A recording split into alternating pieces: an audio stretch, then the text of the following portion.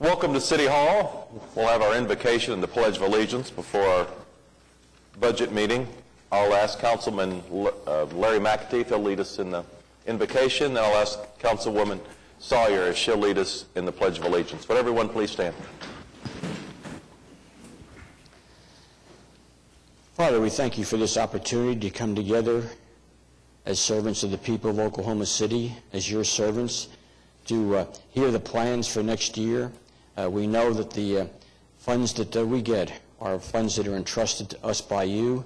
We pray that we'd make wise decisions, that the projects and the programs that are implemented will not only meet the needs of our citizens for next year, but for years in the future, but will also be pleasing to you. Thank you for the way you've guided us in the past, and we just claim your guidance in the future. In Jesus' name, amen. Amen. I pledge allegiance to the flag of the United States of America and to the republic for which it stands, one nation under God, indivisible, with liberty and justice for all.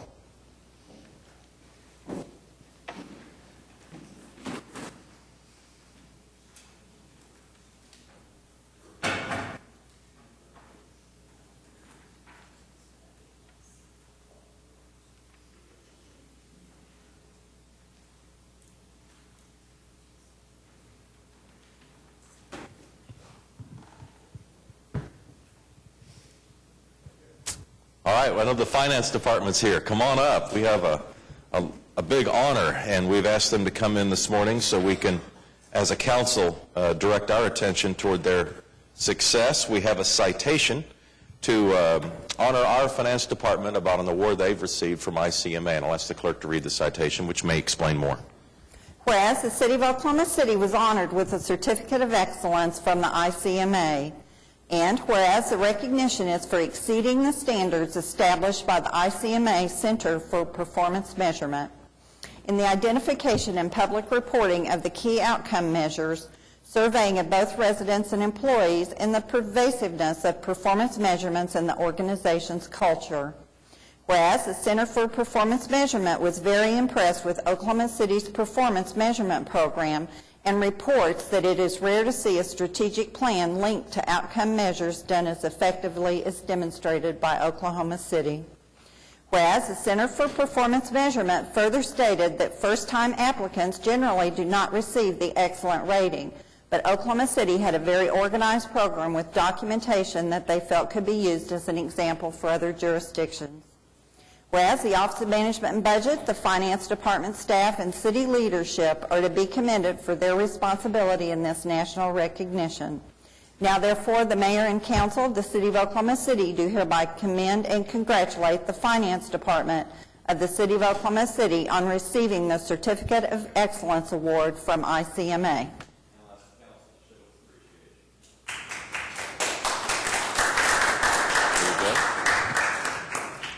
Well, thank you, Mayor and Council.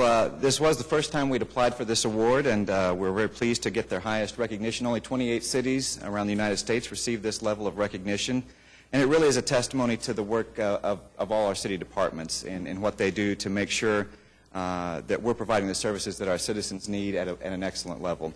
And you'll see a lot of that performance information in the budget book from each of the departments. Again, it's a total effort throughout the city. We've got a position that we've requested in the proposed budget that will even enhance this program further and continue to take us to higher levels here. And so I want to thank all of our staff here in the Office of Management and Budget. We coordinate and manage the program for the city. And I especially want to recognize Mike Smith, who was the one who found out about the program and got us the application put in and got us on track here for that. So we're very pleased to get this award and receive this for the city. Thank you very much. Thanks. Thank you. Congratulations.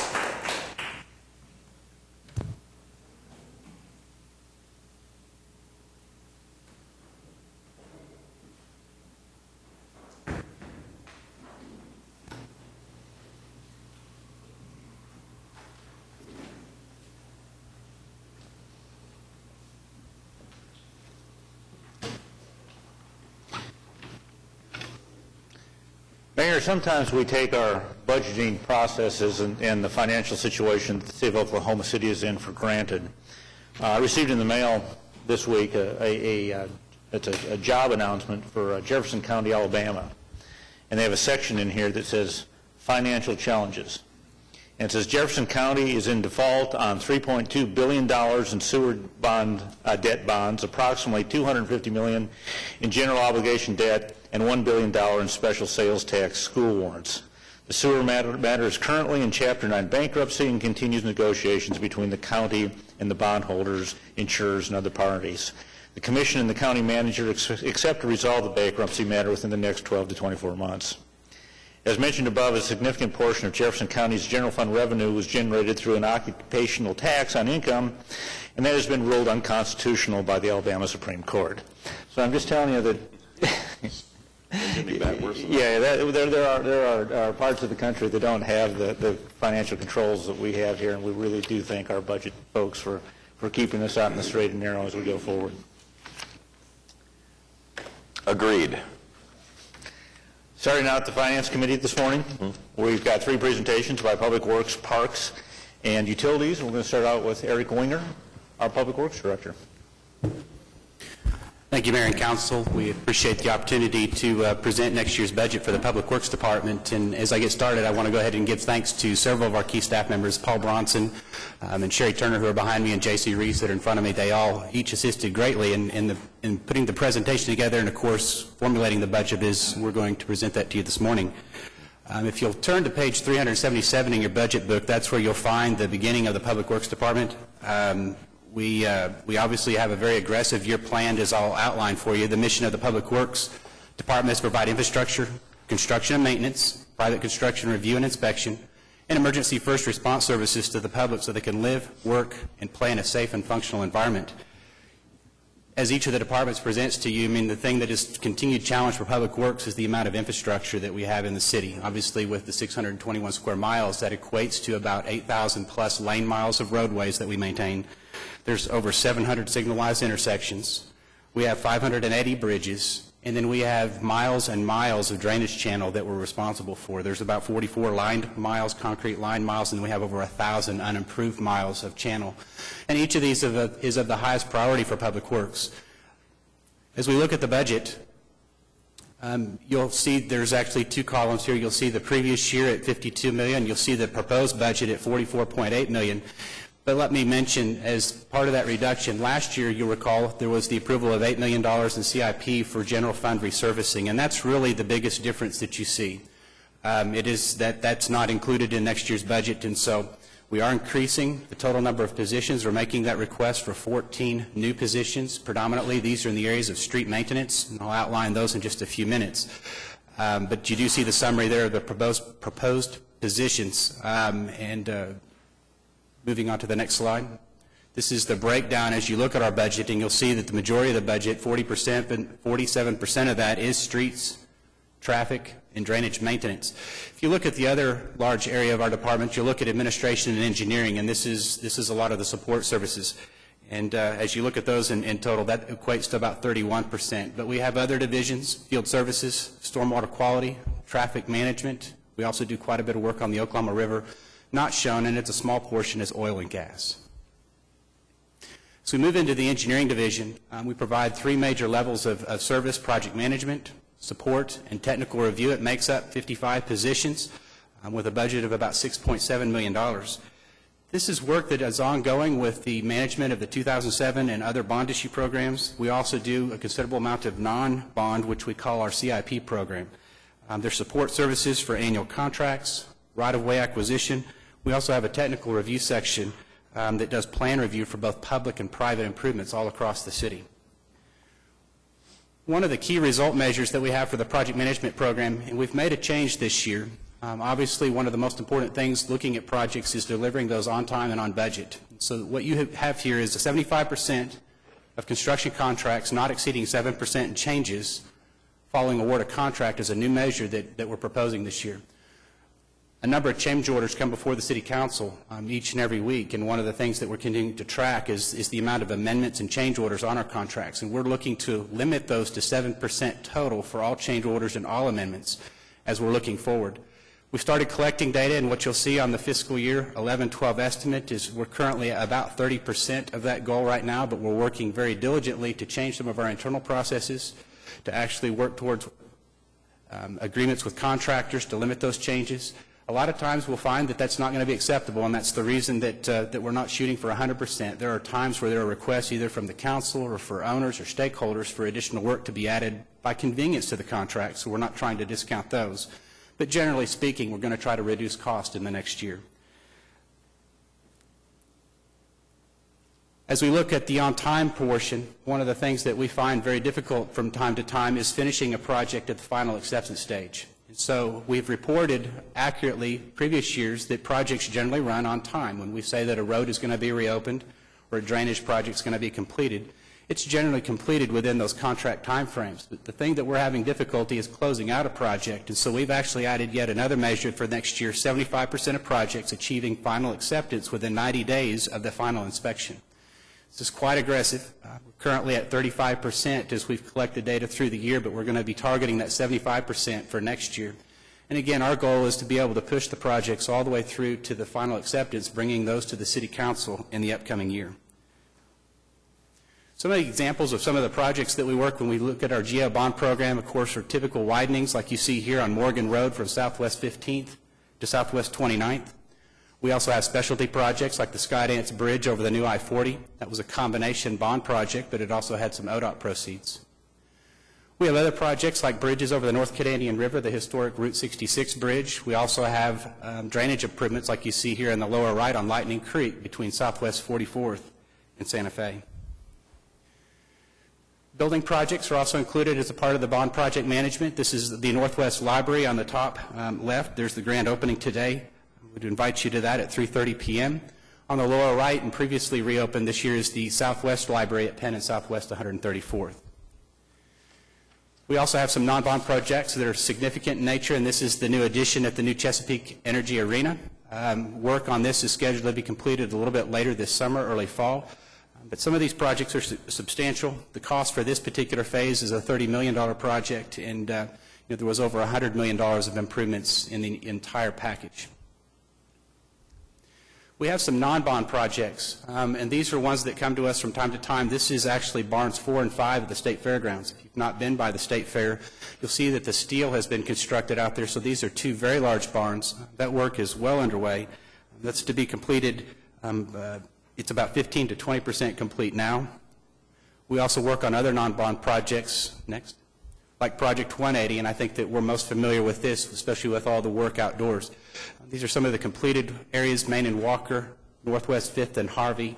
You can expect significant improvements in the areas around City Hall over the next couple of weeks. There's also goals to finish Main Street in front of 420 West Main over the next week as well. So continued addition of trees to the downtown streetscapes, but again, each of these projects is managed by the Public Works Department.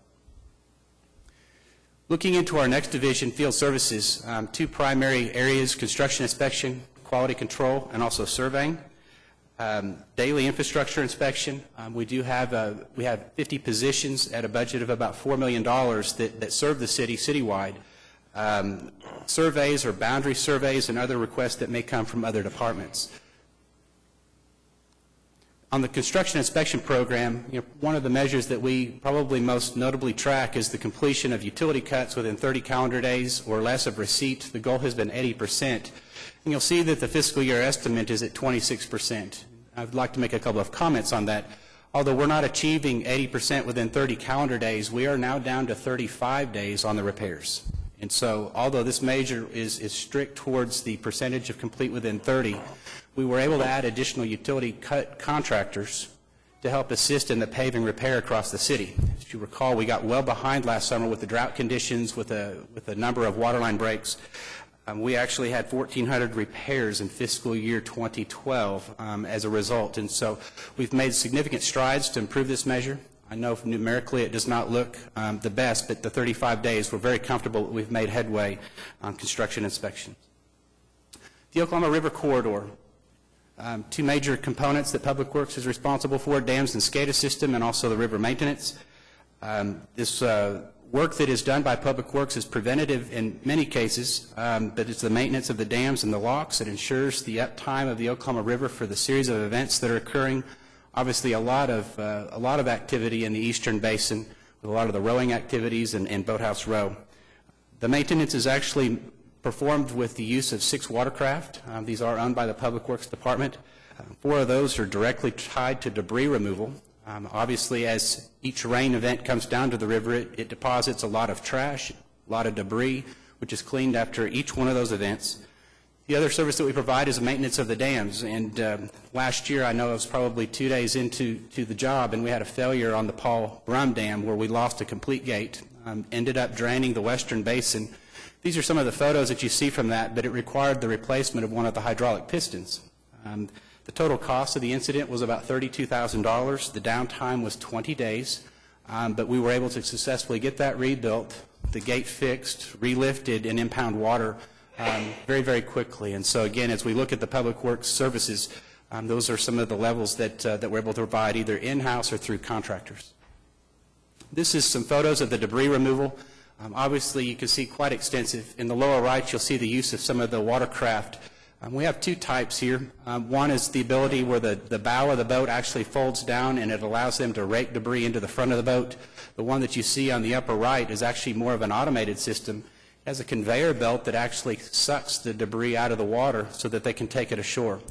You'll also see that there's a boom system that's in the upper right. We have a lot of the tributaries along the Oklahoma River protected to catch that debris before it actually makes it out into the large water. Obviously, much easier to capture that before it gets to be where it's free floating. We house the maintenance boats at the Exchange, in the Exchange Maintenance Facility. This is Exchange Avenue that was funded through the drainage utility at a cost of $1.3 million. It was accepted just this January 2012, but this gives us direct access to the river, allows us to maintain those boats properly and house them in inclement weather. Moving on to our next division is stormwater quality. 3 major components of stormwater quality: permitting and public outreach, environmental water quality, and household hazardous waste. There's 27 positions for next year proposed at a budget of $3.1 million. One of the components that is significant for us as we look at public outreach, and Wayne Drop, who's the character that you saw on the previous slide, he visits a number of schools and also does different tutorials to try to at least get our youth involved with recycling, making sure that the programs that we have are basically taken home. We also have media campaigns, and this is just a short minute of a commercial that assists us in outreaching to the public. And we do find that when these commercials do air, we see an increase in services at our household hazardous waste facility. So we find that they are important and that we're actually collecting some debris and trash and waste that would normally not be picked up, maybe legally, that it might be disposed of improperly. But this is a sample of that commercial. There's nothing like a home improvement project. Yeah. What are you going to do with all that leftover paint? Storing items like this can be hazardous. Dumping them in the trash is worse. Fortunately, you have a choice. Paints and other household chemicals are accepted at Oklahoma City's Household Hazardous Waste Collection Facility. Now, doesn't that feel better? Yeah, but I wasn't done painting my house. Get more info at okc.gov. We did some tracking, and before marketing in 2007, we had on an average about 6,000 participants, and then once we started doing advertising, which included what you see here is a billboard by Baptist Hospital, it increased to over 8,500 participants in the system, and so we do believe that it's actually doing some good marketing and campaigning.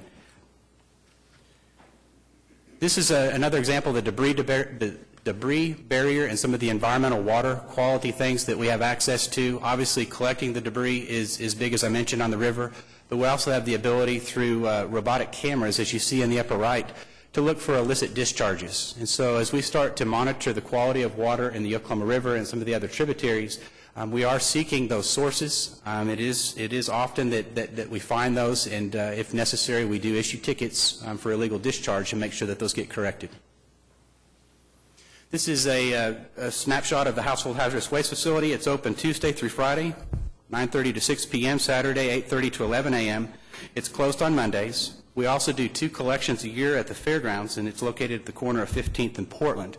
It has a unique opportunity for city residents to not only drop off their household hazardous waste, but many don't know that there's actually a front area of that office where if we receive new products, the public is allowed to actually go in there and shop for free off of those shelves. So if there is oven cleaners or pesticides or other chemicals that are in new condition, those who make a drop at the facility are able to take those home with them and reuse them properly. The fairgrounds event that you see here was most recent one was held on April 28th. The amount of waste that is collected is really quite large. 83,000 pounds. This is about 40 tons of computers, tires, ammunition, and medication received in that single day. We served over 700 citizens, and so huge events. I know we get great turnout, and again, this was at the fairgrounds on April 28th. Moving on to what we would call our largest division, streets, traffic, and drainage maintenance. $21.2 million budget, 223 positions, streets, traffic operations, drainage, and graffiti removal. This is everything from pothole patching, base repair, micro resurfacing, sign repair, the river maintenance that's included in this program, and graffiti removal as well. For example, on graffiti removal, we had over 1,760 work orders through April of this year. We actually abated about 351,000 square feet of graffiti in the city.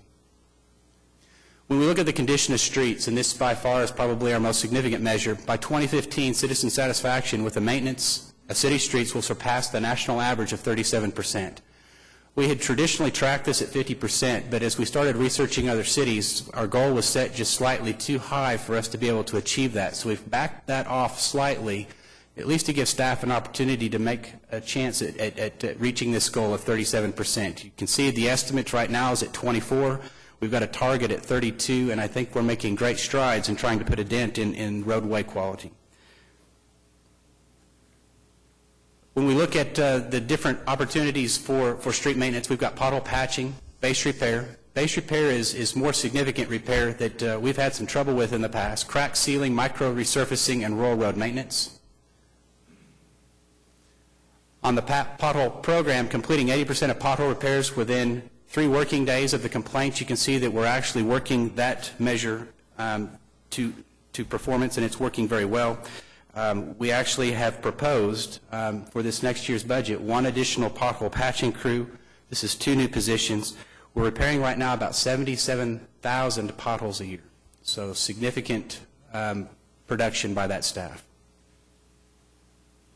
This is base repair that is underway, and when the pothole is larger than just a pothole, we're looking at a more significant repair of the street. It's just a much larger area.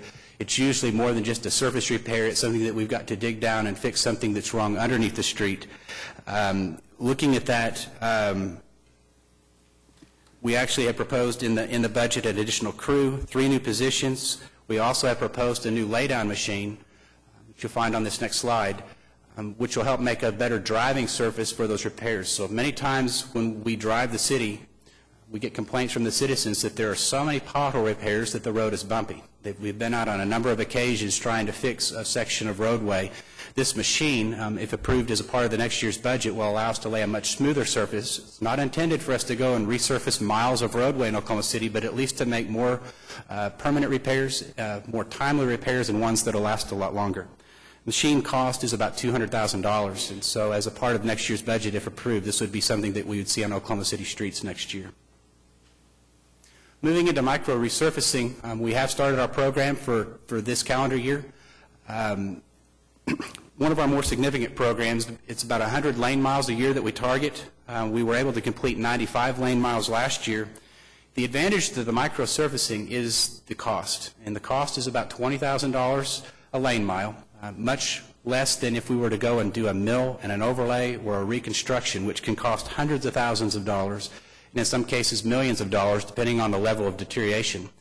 The goals of the micro resurfacing, though, are to extend the life of good streets. So a lot of times we do get complaints from the citizens that appear that we've been out there and we've resurfaced what appeared to be a very good street. But the PCI, as you'll recall, is the index of the health of the street. It's on a scale of 0 to 100.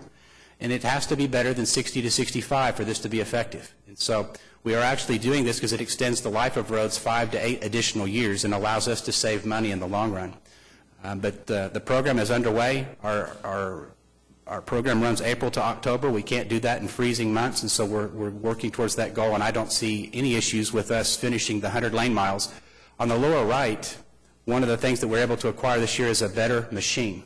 The other complaint that received is there's typically ridges that are created in that pavement because the old machine had to stop every time a new load of material was brought to the machine. So every time it stopped, it left a seam in the roadway. And so if we go to this next slide, we actually have the new machine video here that I just wanted to show you. It doesn't stop. It's a continuous process. It allows the dump trucks to pull away from the machine while it's laying the material. You'll see the new dump truck back up to the machine. There's a hopper that allows it to basically proceed and provide a seamless operation. So as this new truck backs up, you'll see that there's a couple of arms that are going to grab that back tire, and then it's going to proceed forward without that stopping action. So this is a part of last year, and so this is in progress today. They're working on South May Avenue right now. So we expect to see considerable improvements in the quality of the micro-resurfaced roads throughout the city. We are looking to re-engage a striping program. This is something that we've not been adequately funded for in the past. We've been able to do limited striping on an as-need and on an as-requested basis. We are looking to do a minimum of 70 lane miles this year. This is an existing truck that we have. We are looking into some new paint products that hopefully will last longer than the ones of the past. Typically, some of the products can last just a year or two, but we're trying to find a paint that will last on our roadways maybe 5 to 6 years. So we're actively looking at that, but we will be looking at about 70 miles of new stripe lane miles this year in Oklahoma City. Moving on to traffic management, traffic engineering, data collection, traffic and transportation services, 13 positions at about $1.3 million.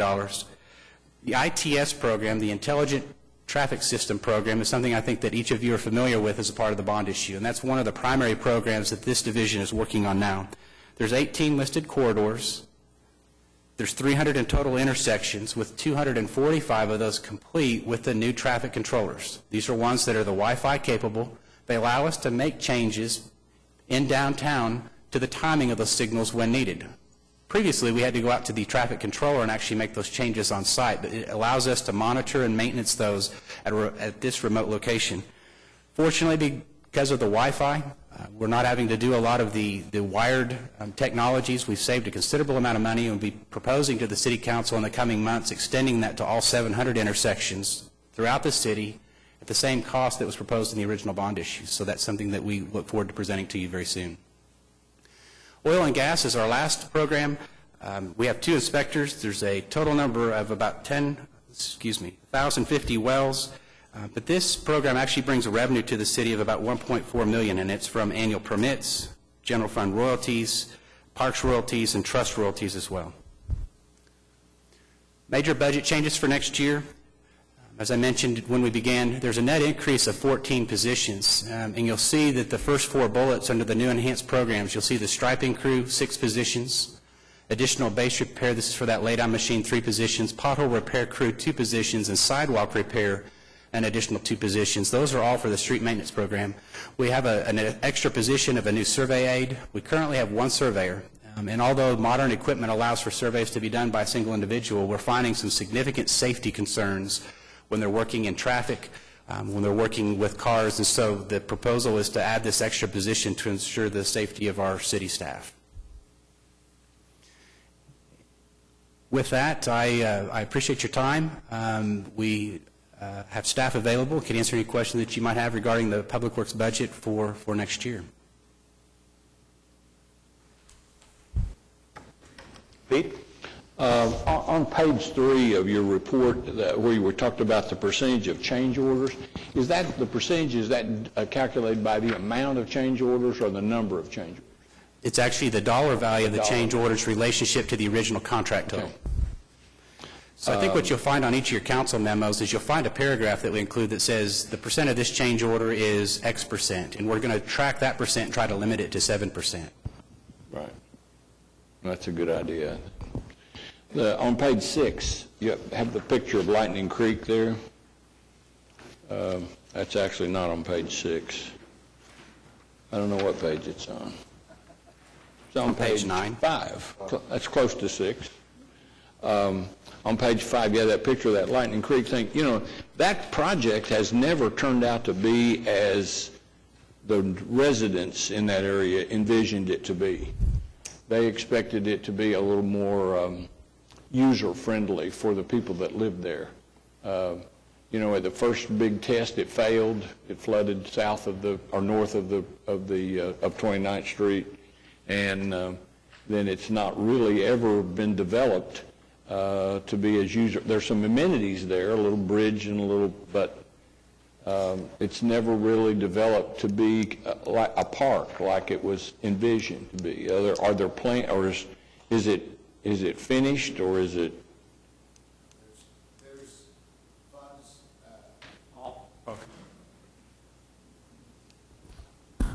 You're absolutely correct, Councilman. That detention pond there between 29th and 36th Street is not complete. We originally started it with funds from the 2000 bond program, and once we got into it, we saw that the cost to do it correctly was quite a bit more than what we had. So we've included funds in the 2007 bond program, which are programmed to be sold next spring in the 2013 sale, to complete that and to finish the pond itself so it doesn't fail again, and to construct those amenities. So we can look forward to that. The design is probably 90% complete, and all we're waiting on is next spring's bond sale too. I'd like an opportunity to see where you are with the design, just if it's a watercolor or wherever it is at this point. I'd like to see it. I get it. But a lot of things that happened along Robinson and slightly east of there that I get a lot of phone calls about, and this is one of them that people consistently are concerned that they didn't get what they thought they were going to get. So if it's not finished, that's a good answer. But I'd like to see what the plan is. We'll be happy to bring that to you. Okay. On page 9, there's a picture there of the river maintenance picking up the trash out of the river, and you touched on later because there's another picture similar to that on page 12. You touched on the sources. And I thought you did, but what are we doing to try to stop that? I mean, that picking it up, you guys do a good job after it gets there of trying to clean it up, but anytime I go across the river and I see the little barrier there and see all that debris behind it, I just wonder if there couldn't be a better way to at least slow down some of that litter. Yeah. A lot of that comes from just upstream, and I think there's some limited controls that we can do. On the tributary specific to Oklahoma City, we do have the booms to catch it before it actually gets into the river. Right. And it helps us pick that up more timely. But honestly, the Oklahoma River itself is a major drainage way for much of Oklahoma, and as there's a release of water, we inherently receive a lot of trash and sticks and concrete. I'm not talking about that comes from El Reno. Okay. I'm talking about that comes from South Oklahoma City. Specifically, the two places where the creeks, I guess it's Brock Creek to the west. You've got a picture of a boom that's someplace there, and that's our own litter. That's not somebody else's. That's right. That's ours. Are we doing anything to identify the source of that? Other than just litter removal from the right-of-way and things that just happen to make itself into the creeks, illegal dumping, obviously we respond to that as a city when it reported. But other than our channel cleaning contracts that we do from a public works perspective that may pick up some of that, I don't know that we're doing anything additional at this time. That's a really complex question. I understand. Councilman White, it's the dumping area. I mean, it's the urban area of most of Oklahoma City. Not all of it. Some of it goes to the South Canadian River. Some of it gets into the Deep Fork and up in the Cimarron. But most of Oklahoma City, Village, Nichols Hills, War Acres, Bethany, Yukon, El Reno, and the central part of Oklahoma City all drain into that. So it's our trash. That's what it comes down to. It's from litter. It's from people not keeping up their yards and that kind of stuff. And so it's code enforcement. It's the SHINE program. It's code enforcement. There's just a lot of things out there that need to be taken into effect, but Right. it's really our own citizens not doing the right thing. Right. Well, when you see it, it's just so striking. Well, you're seeing the end result. I mean, it's because that's where it Oh, yeah, I concentrates. It know. all washes down there, and that's it. And yeah, it can be very stark at times. I understand. I just, if anybody has an idea about what we could do about it, some kind of way to beef up code enforcement or inspections or something, it would be worthwhile, it seems to me, because for the river to continue to be the asset that we all want it to be, we got to do what we can to protect it from that kind of thing. My next question is on page 14. You've got a goal there about efforts to make citizen satisfaction with the maintenance of the streets surpass the national average. My first reaction to that is that's really more a function of money than it is. I don't think our street crews are not working at capacity. I mean, it's a function of money.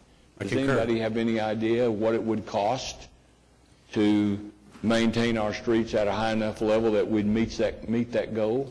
And further, have we compared what we spend per lane mile on maintenance to what other communities spend on per lane mile?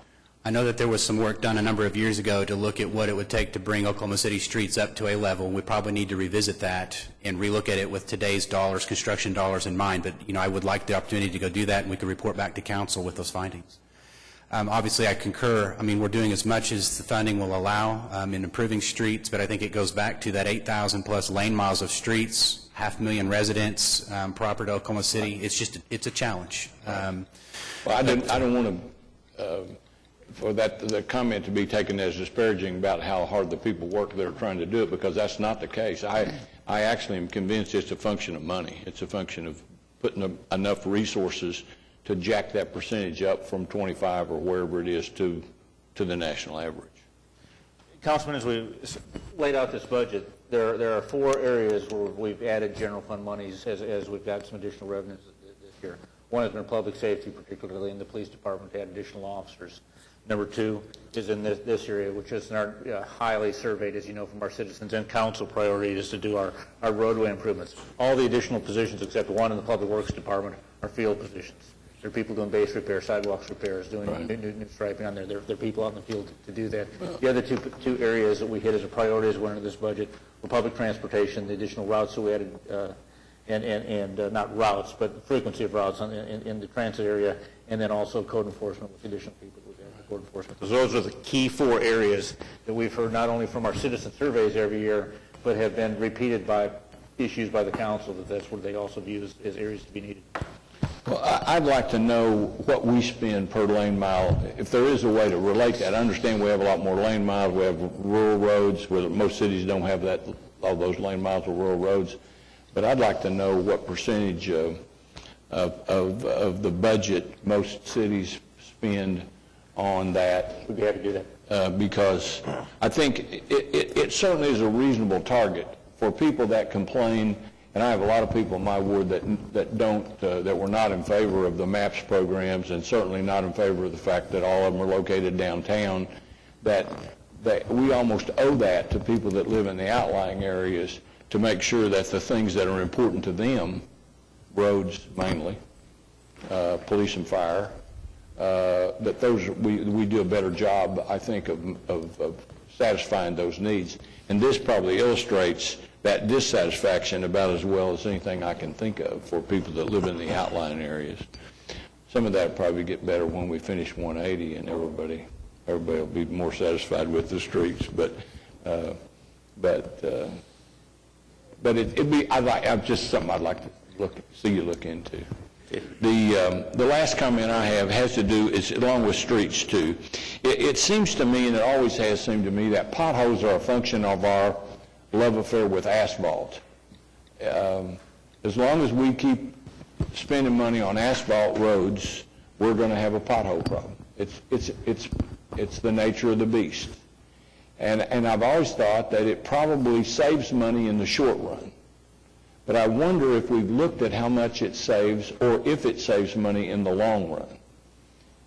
And the possibility might exist that we would change our street standards for people that are constructing roads that we're going to accept the maintenance on to concrete, which would have a much lower maintenance, long-term maintenance cost, I think. I know that when you do have to maintain, when you have a problem with a concrete road, the cost of repair is much greater than it is on an asphalt one. But I've always believed that that romance with asphalt is what continues to keep the pothole problem alive and well. Have we looked at that, or are there studies that show the relative front-end cost to using concrete versus the long-term cost of using asphalt? There is, and actually what we've done in the last month is we're actually receiving alternate bids for a concrete road in lieu of the asphalt road at the same time we're bidding a mile of improvements. And so we had two projects recently. Assume that I asked you to do this a month ago then? I did. But we actually had two projects come in the last 2 weeks, and in one case, the concrete prices were much more significant on a first cost. But we had a project actually last week that was bid where the concrete price for that same mile was actually less than the asphalt. One of the bidders proposed it as less. But the life cycle is probably more important, and you're exactly right. It is easier for street crews to maintain an asphalt road than it is concrete. Concrete does traditionally last longer before it fails, but when it does fail, it's quite expensive to repair. Right. So we're actually working through some life cycle costs now. I think we're going to look at both more intently, and obviously if we find advantages with concrete, we're going to propose that. Something else we're looking towards is where asphalt performs the worst is in intersections, where all the starting and the stopping of cars occurs. So we're looking at a minimum of at least doing concrete intersections where we see most of those pothole failures. So that's something you can expect to see over the next year or two as we convert our standards. But again, asphalt for the running lanes where we are between intersections seems to perform generally well unless there's a failure, again, of the base. If the base fails, then the asphalt fails with it. Right. Concrete will eventually fail too. Concrete's going to fail over the top of it too. Concrete will go too. It just takes a little longer for it to crack and break. Right. So we are looking at both, Councilman, and I think you'll see some improvements in the next year. Now, watching for the last 30-plus years of base failures in rural roads, I've always felt like is the fact that they just weren't, they didn't fail. They never were built right to start out with. They just did exactly what they were going to do because they weren't constructed properly. And I've worried at one time, at least on our rural residential roads, that was a function of lack of quality inspections being made, or we just didn't make enough of them. And I think that's been borne out. You and I have discussed 3 or 4 small additions where that actually happened. But I think it even happens on the roads that we build with, where we supply the material and the county commissioners do the roads in several locations. I wonder then if we don't have a serious enough inspection program, because I know of particular instances where a road has failed time and time again at the exact same location. So it's got to be a base failure that never was treated. And I think the base repair crew that we've proposed and the laydown machine, when those instances do arise, and I don't believe it's always inspection, I think sometimes it's just changed soil conditions or there's something subsurface that we just physically didn't see. We're hopefully going to be able to repair that better than we have in the past to hopefully mitigate that problem. But it is an issue, and I think it's something that we continue to monitor and look at as well. Thank you. I think overall you guys do a really good job, and one of the things that I've been appreciated so much over the last 3 or 4 years especially is the quick turnaround on potholes. I know you're still not at the standard you wanted to be, as looking at whatever that slide was, but for the most part, when I turn in a pothole or I have a constituent that turns one in, you guys get it done very quickly, and because those are kind of things that I hear back on when it's done usually. So I appreciate the hard work. You're welcome. I'll pass that to Cruz as well. I had a quick question, Eric. You're talking about adding 6 new positions in striping crews. Are those positions cross-trained into anything else, or do we have enough backlog and enough work to do to keep? I believe we have the opportunity to move them, but we'd like to designate them almost solely to striping in the next year. So I think the answer is yes, but predominantly striping will be their primary focus. Okay. Skip? Yes, Eric. Is there any plan in addressing the rural road maintenance? Because in reference to the type of calls that we receive, people who live in those areas, many times the response has been, well, there's not enough traffic in the area to move it up to a priority or any consideration list.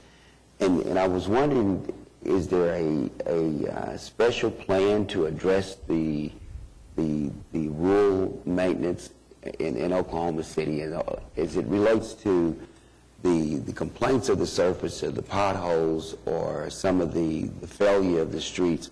A lot of times it seems like those areas go unattended for long periods of time because the response is many times that, well, you know, you're looking at the traffic count that's moving in that area on a daily basis. Is there a way that you all could look at that? I mean, there are citizens who have lived in some of these areas for a long period of time, and of course has been supportive of all the projects that the city has asked them to support. And sometimes I think they feel like that they're a little bit, you know, disenfranchised on the time basis as it relates to a lot of their street surfacing issues because of that traffic count. So we are continually on an annual basis reviewing the quality of roads, which includes our rural roads. So we are using that PCI index, that rating index, to determine the health of the street. We do have a chip seal program that is predominantly for those rural roads, and for this next year we have about 63 lane miles that we're planning to put into place this next year. And those, you know, those are all these roads that we look at that are in that worst condition, where we can take the best use of available funds to enhance those. So we do have a program. It's our chip seal program that our street maintenance crews work to improve roads. So you're saying that you all can now look at those rural areas without having to be or look at the traffic count as a major factor in reference to prioritizing? We can, and the traffic obviously helps on deciding one road over another. If we have two that have the same value, if two are in the same condition, we would traditionally pick the higher traffic road for reconstruction or improvement, believing that it would probably affect a higher number of residents. But again, I think our limit is just staff and funding. It's one of those that we're using most of our resources to the fullest extent. And again, for next year, what I can report to you is we have about 63 lane miles planned for chip seal that are mostly rural area roads. Okay. Larry? Eric, if I could ask a question, and again, I'd like to echo what Pete said about pothole repair. You have been extremely responsive in getting potholes fixed. But I have a strategy question. There's a stretch of road in my ward that gets potholes every time it rains. It's Northwest 23rd Street, and I think you all are familiar with that. And we have a major streetscape project that's beginning to come online in 2013.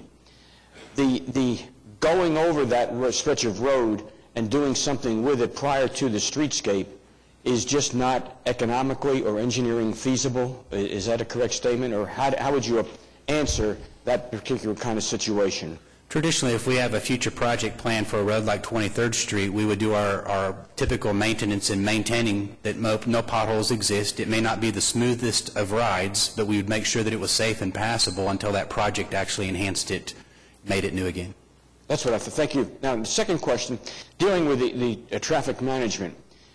We have in the 2007 bond issue, there was monies expended for this automated, what I call automated traffic management, that you can, from downtown, using Wi-Fi, you can control the signal timing on major corridors and also on intersections.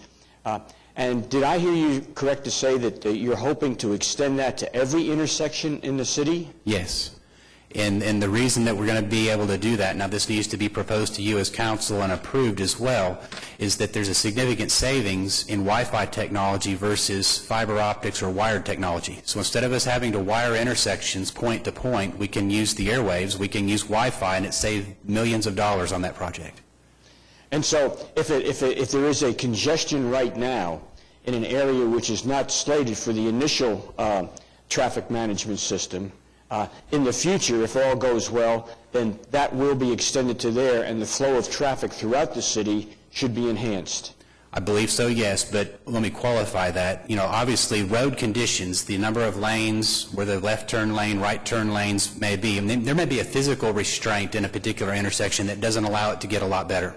Even though we computerize it and make it modern, it may be at its maximum potential. But generally speaking, yes, with the installation of the intelligent traffic controllers, we're going to be able to better manage, better to monitor. We can actually see how performance is and make adjustments more rapidly if there's a change in traffic. So the answer is yes. We're going to enhance the city citywide, all 700 intersections. Thank you, sir. Ed? Just a point of clarification. I've heard so many different numbers for how many lane miles we have in the city. Is it 8,000? Is it 15,000? Is it, I mean, do we know? We use a number about 8,000 plus, and that's what we are maintaining on a regular basis. I'm sure that the number varies from year to year just from the number of miles, but I can get a more accurate number if we need to do that. I can clarify that for sure. I wanted to just extend on what Pete was asking. If the national average of citizen satisfaction surveys is 37%, it should be safe to assume that every large city is dealing with this issue. And just, I'm wondering if there's anywhere where anyone has tried to come up with a formula to try and help cities estimate what the long-term maintenance costs are of these streets. I know that there would be multiple variables like weather and not just money, but design. You know, how many lane miles per density, per population, what kind of car. I mean, you could go on and on in terms of variables, but I can't imagine that nobody has tried to come up with a formula. There hasn't been a study done somewhere to try and help us estimate long-term maintenance costs. Have we ever done anything like that, and are you aware of anything like that in any other city? You know, the city took on a project in-house like that probably 10 years ago, and it was an in-house study that was done, and it used mostly to help project what the dollar value should be for the 07 bond issue. So the number of streets and how much we thought we could get and where we needed to be was primarily a basis for that. But again, it's different probably today, and it's probably something that we need to revisit and see where we stand in 2012. So we would need to go back and look at that. I'm not aware of other cities that have something like that. We obviously, as cities, monitor our pavement control index rating. The average in Oklahoma City right now is about 60. So if you were to look at the citywide, the average PCI across the city is a 60 rating. But generally speaking, on a scale of 0 to 100, I mean, it's so-so. Obviously, you know, roads that are in that 70, 80 range are in very good condition. Our average is 60, and we'd like to improve that. But we're going to continue to bring projects forward, and that number should go up with the 07 bond issue. There's still a considerable amount of dollars to be spent on road construction and improvements. So that number should go up, and we would expect citizen satisfaction to climb with it. I mean, I would ask for an effort to find such a formula or find studies in other cities. If we did one 10 years ago, then others say, but I do suspect that most or cities are flying blind, and I just think it's incredible that decisions are made in terms of widening streets or not widening streets, adding lane miles, and with most cities not really understanding what the long-term maintenance costs are. Last question is, I don't know if we had this Better Block project on 7th and Hudson this weekend, which was just incredible. I don't know if anybody from Public Works was there. There were people got together and just kind of came up with striping for the street, just kind of for the weekend, pretend like this is, you know, we made this changes to the block, and it was wonderful. I mean, it was very pedestrian friendly. It showed what you could do to a block, all kinds of different ideas of how you could improve a block. The only negative, the only sad part was when it ended on Saturday afternoon and you had to put it back to the way it was. Those changes were so popular, and I just can't imagine that there's one entity that owns most of the buildings there. I don't think that they would oppose them. Is it possible to make those kind of stripe changes and changes to the street that we saw this weekend just in one area?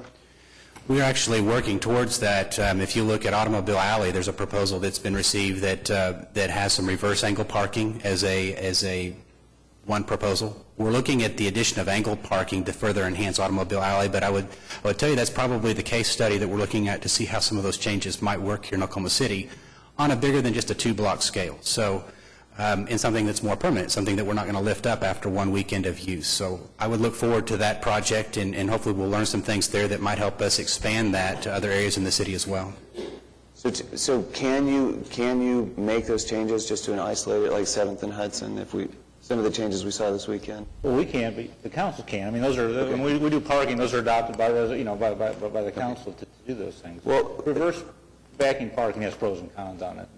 Right. I think we're going to look at doing some type of a pilot start, and I think you need to be careful on what the traffic volumes are of the streets that you're putting them on. Obviously, side streets are probably a better use for those than when there's heavy traffic volumes and such, but What I liked about this project was that you got to see for a couple of days how it would actually play out. So you could see some unexpected consequences. You could see. So my understanding is the Urban Land Institute is going to try this on different areas. So if Public Works could work with Urban Land Institute, I think their next one might be an automobile alley, and just kind of decide what would be tried for that weekend, and then experiment and see how it plays out. And so, like I mentioned, there's a proposal that we're going to hopefully receive in the next month or so to review, and again, if it's feasible, I believe we're going to forward that to City Council for your consideration. I think you can expect that soon. Thank you. Mayor, I had one more comment. It has to do with the use of GO bond money on the streets, because it seems to me that's only part of the solution. The GO money is a capital expenditure. The maintenance is to me may be a larger piece of the puzzle, and that's why I think it's interesting. It would be more interesting to determine what percentage of most cities' budget goes to long-term maintenance as opposed to the GO. Because I have the feeling that we probably could do a better job of constructing them, but that's marginal. I mean, that has to do with this roadbed failures and things like that, and we could probably do a better job of that, as anybody could do a better job of anything. I mean, that's possible that we could improve that. But the long-term impact is really on the maintenance side, and that's why I think it's more important that we determine what these cities that are able to achieve this average spend on maintenance. I mean, hopefully we're not spending too little on the capital side also, but that can be fixed with bonds. But the maintenance problem has to be fixed with an allocation within this operating budget, and that's I don't know the answer, but I wonder if maybe we're not light on both. And we'll look into both those. And I think that's probably if we are. Well, we did. That's why we had the resources we did this year. We're moving in the right direction. Don't be defensive about it. You're doing a good job. We're moving in the right direction. But I just wonder if we had more data, if we wouldn't want to move in the right direction faster. I'm 100% in favor of the direction we're going. I appreciate it. And I could be wrong about what I'm asking, but I think we need a roadmap to know whether or not we should be moving in that direction at a much more rapid pace. Okay. Let's let Eric go. Thanks. Thank you very much. You bet, Eric. Thank you. Next up is Wendell Wisenhunt with our Parks and Recreation Department.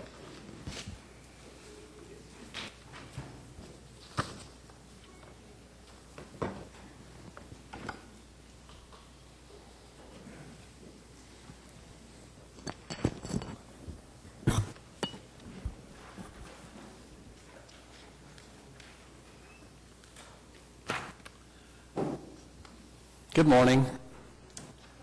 Thank you for allowing me to present our proposed budget for the upcoming fiscal year, and also to allow me to thank those who've helped us put this together.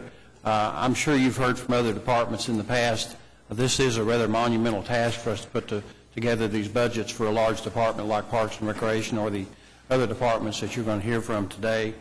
And we would very much like to thank all the division heads that helped us put this together.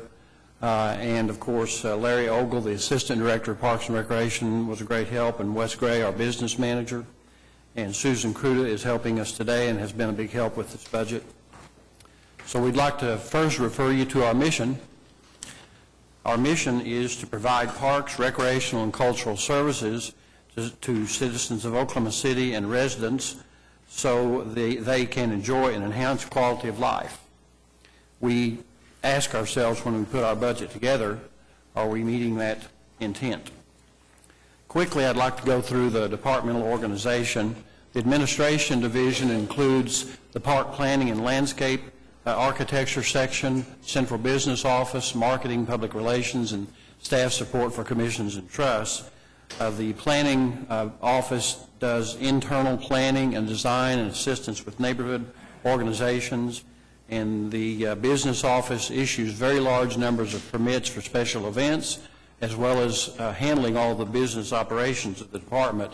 And our marketing staff is the conduit for getting our message out to the general public. Civic Center Music Hall Division contains the box office and performance venues at the Civic Center Music Hall, as well as Rose State Performing Arts Facility and facility rentals. We sell more than 324,000 tickets each year, schedule more than 1,200 event days, and a very large number of business-style meetings as well. The Horticulture and Gardens Division, or line of business. This is a new line of business that we've constructed to give a greater emphasis to horticulture and gardening. As you can see here, the support that we offer to the Myriad Botanical Gardens continues to reside in this division, but we have moved our canal, that is Bricktown Canal, and field horticulture. Field horticulture is the group that takes care of flower beds around the community primarily. We've moved that from the grounds division to the horticulture and gardens division.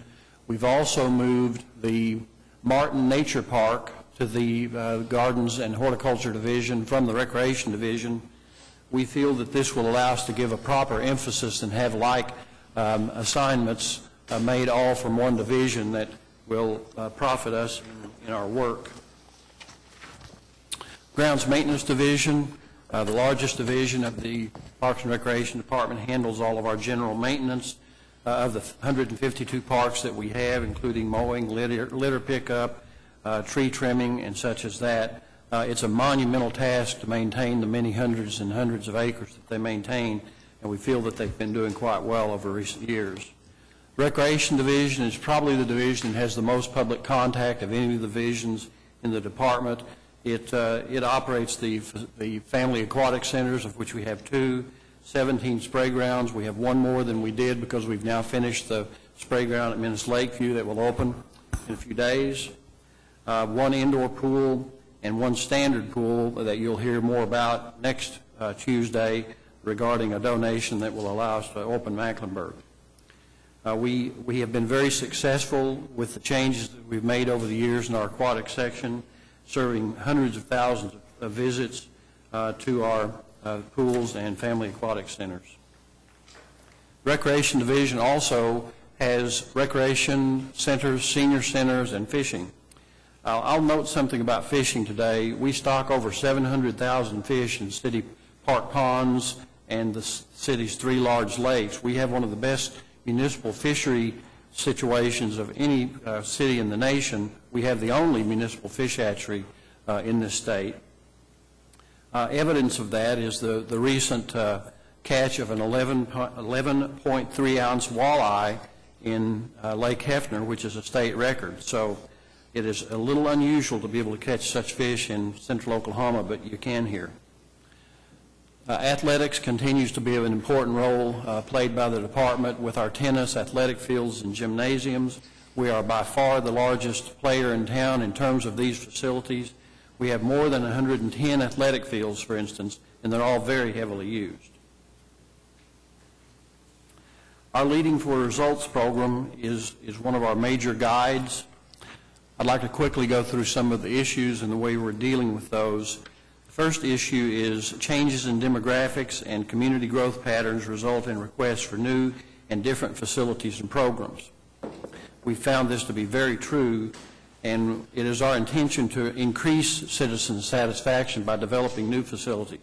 We've been able to do that to a large extent as a result of the bond issues that the public has passed over the last few years, but we've got to continue to find new and innovative ways to meet these issues. need. Cardio equipment is a recent installation that we've done at Lincoln Park. We've found it to be heavily used and are considering installing more of it around town. We continue to see that walking and biking trails are, if we build them, people do come to use them. There's never any doubt about that. We've made major projects involving the repurposing of athletic fields. Athletics are cyclical. The type of sports that we all want to engage in is very cyclical, and we've been quite willing to change the type of sports that we offer to the public. We've also looked and been successful, we feel, in answering to a large extent the need for skate parks in Oklahoma City and new and innovative playground types, which you'll see more of in a moment. We know that citizens expect improved facilities and quality programs, and that the only way we can do that is to continue to do good work and reduce their dissatisfaction with maintenance. And maintenance is a very high priority in our department. We know that it's the number one job that we have. Unless we're doing that well, the parks can't be used to the largest of their extent. One of the examples of how we've dealt with that need is, as you all know, we had a very early spring this year. We had early rains and early warm weather that is not necessarily something we anticipate. We got behind the curve initially, but caught up very quickly on our mowing here in town as a result of using judicious amounts of overtime. We'll continue to do that. We also want to work on lessening our dissatisfaction rate by our cleanliness programs that we have started in our recreation centers. We think that's job one at the recreation centers, making sure they're clean. They have now, each recreation center has had a janitor for a year, and I'm seeing the results. They're much more clean. And next, operational efficiencies. Traditional service delivery model is labor and energy intensive and will increase costs. How do we deal with that? One of the ways we've dealt with that is through regional park developments. There are real efficiencies offered to the public and to our operations with regional parks, where our maintenance crews can go to a park and work for an entire day perhaps, as opposed to the travel time required to go between many small parks. We've also, in all our recent park developments, we have had single entry and exits, which allows the police department to offer us much better control of those areas. We've looked very closely at native plants and plants that don't require great deals of maintenance. The types of turf grass that we use have received a lot of attention from us. And we're also looking at playground surfacing, safety surfacing, and what we can do to make that surfacing last longer. And there are a number of products out there that we hope will help us with that. Capital improvements. This issue is that addition of parks and facilities requires an increase of reallocation of resources to maintain them. We know that's true. You will hear in just a few moments about new funding that we have for maintenance. You'll also hear about some of the new projects that we have, including Kitchens Lake, the Canal Zone extension, the Lincoln Clubhouse renovation or replacement, and ADA improvements in a number of our parks. And of course, we're also receiving additional funds for maintenance, and you're going to hear more about that as well. I'd like to quickly tell you about some of our featured projects. As you can imagine, imagination is a big part of our business. We have to build things that children have their imaginations challenged by. One of our most recent projects is the Fun Forest that has been built at Martin Nature Park, which certainly gathers the imagination of children and has been very successful thus far. This is Woodson Athletic Fields. The Woodson Athletic Fields on the west side of I-44 have been repurposed to Little League football and soccer. They had been used for Little League baseball, which is a sport that has waned somewhat over the years, and we've converted them, and these fields are receiving full usage. as are the basketball opportunities in that park. As you can see, all ages use those basketball opportunities. We play a very important role in the community by developing and maintaining Will Rogers Park. We consider it to be a true jewel. It has had a lot of work over the last few years. With the help of the Community Foundation, we have completed now the Margaret Anders Boys Trust funded Will Rogers Garden Arboretum Trail. It's the first time there has been an accessible trail through the Arboretum, one of the most beautiful places in Oklahoma City, certainly one of the most beautiful places in Will Rogers Park. We're very pleased to have finished that. We're also soon to finish this summer the renovation of the Ed Lykin Conservatory. We're always interested in partnering with the community, and in this case, we've partnered with the Neighborhood Association at Progressive Community to build this pavilion and playground. The partnership involved their furnishing $10,000 to go with our bond money to help build this beautiful pavilion and playground at Northeast 43rd and Lenox. Partnership programs are the life's blood of our department, and you can see we have large numbers of partners. More than 50 organizations help us provide additional services year-round.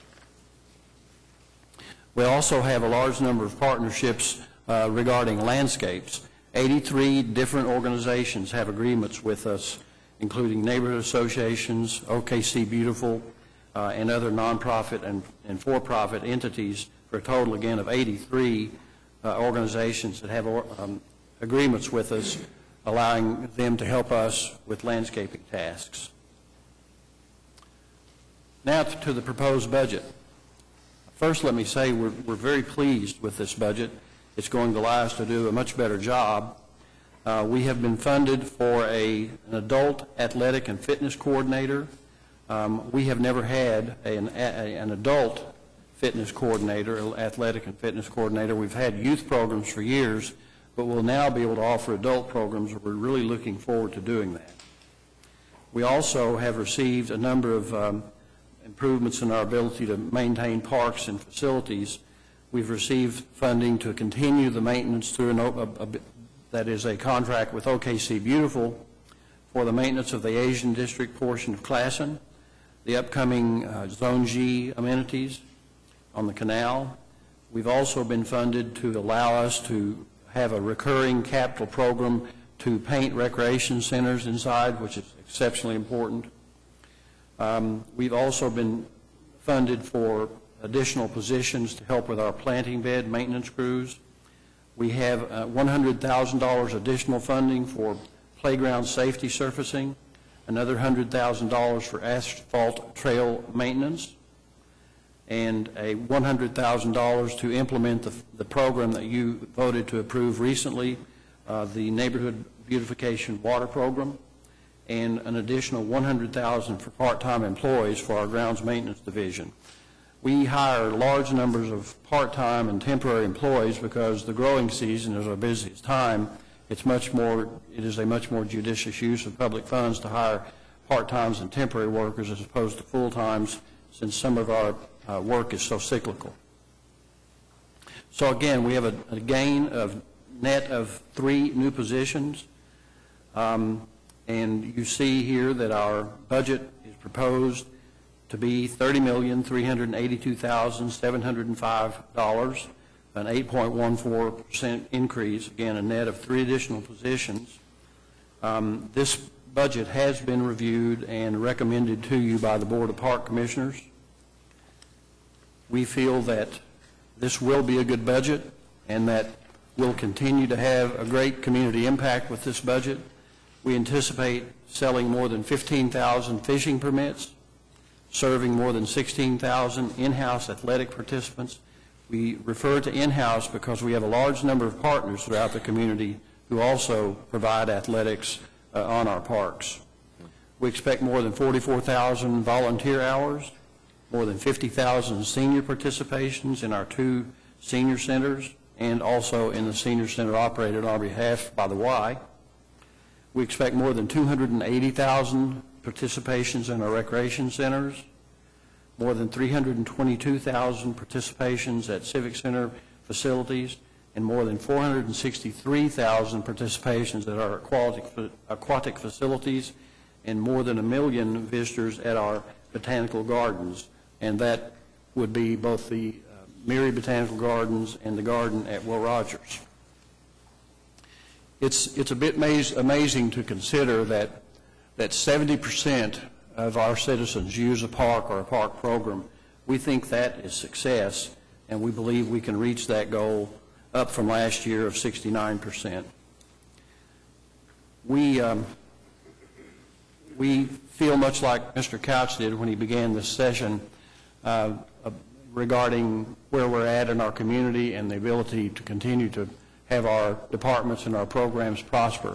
I'm a member of a large city group of 50 largest cities, parks directors in the country, and I can tell you that we're one of the few who are doing better each year, one of the few that are still building and providing better services to the community, and we really look forward to continuing to do that.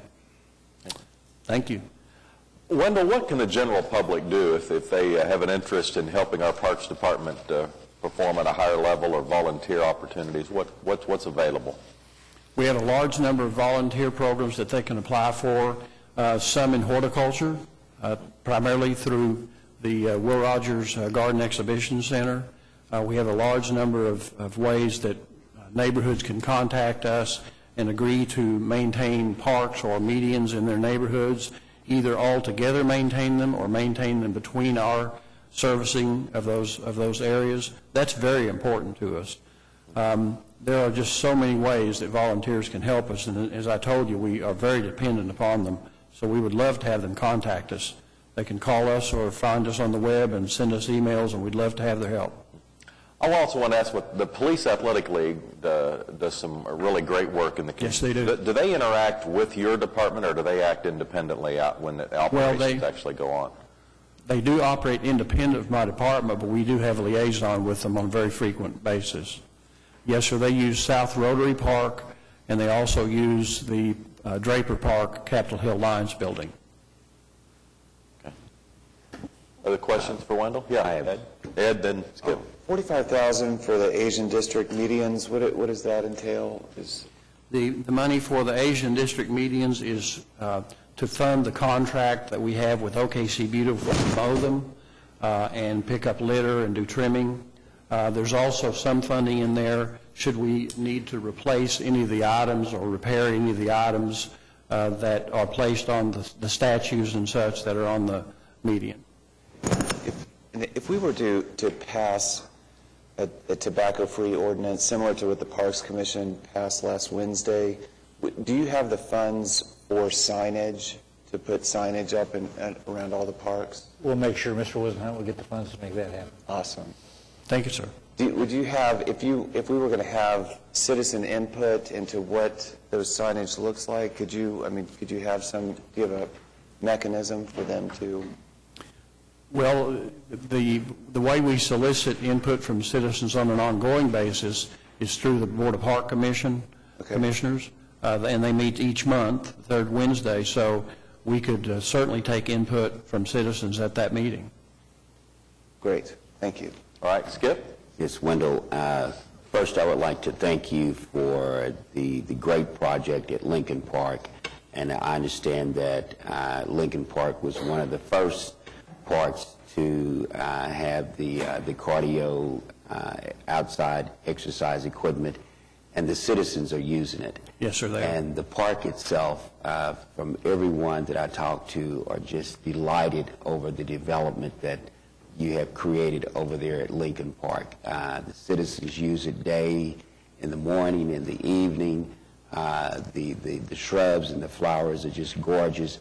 And so I just want to thank you and your staff for such a fantastic redevelopment at 50th and Martin Luther King, because the citizens in the neighborhood, as far as Lincoln Boulevard, they come over there, they walk, they use the exercise equipment, and some of the citizens who are also already there at the senior facility are, engaging in it on a daily basis. And for the rail to keep the cars from parking on the grounds, it's just made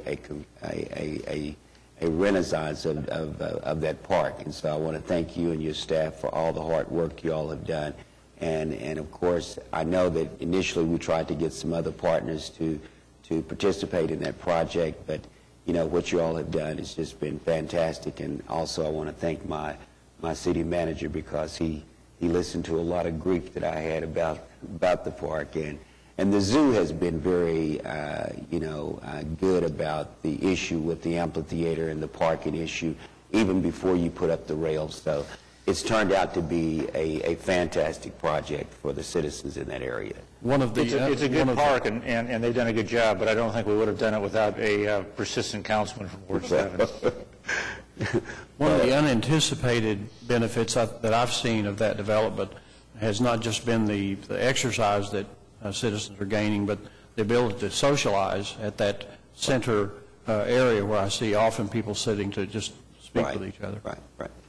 And but my other question is, you mentioned something about a partner with Mecklenburg for swimming this year. Yes, sir. Is that still something you're working on, or is Mecklenburg definitely going to be open? We're preparing to open it and intend on doing so, and at next Tuesday's council meeting there will be an announcement of a donation and an acceptance of a donation that will fund that. Okay.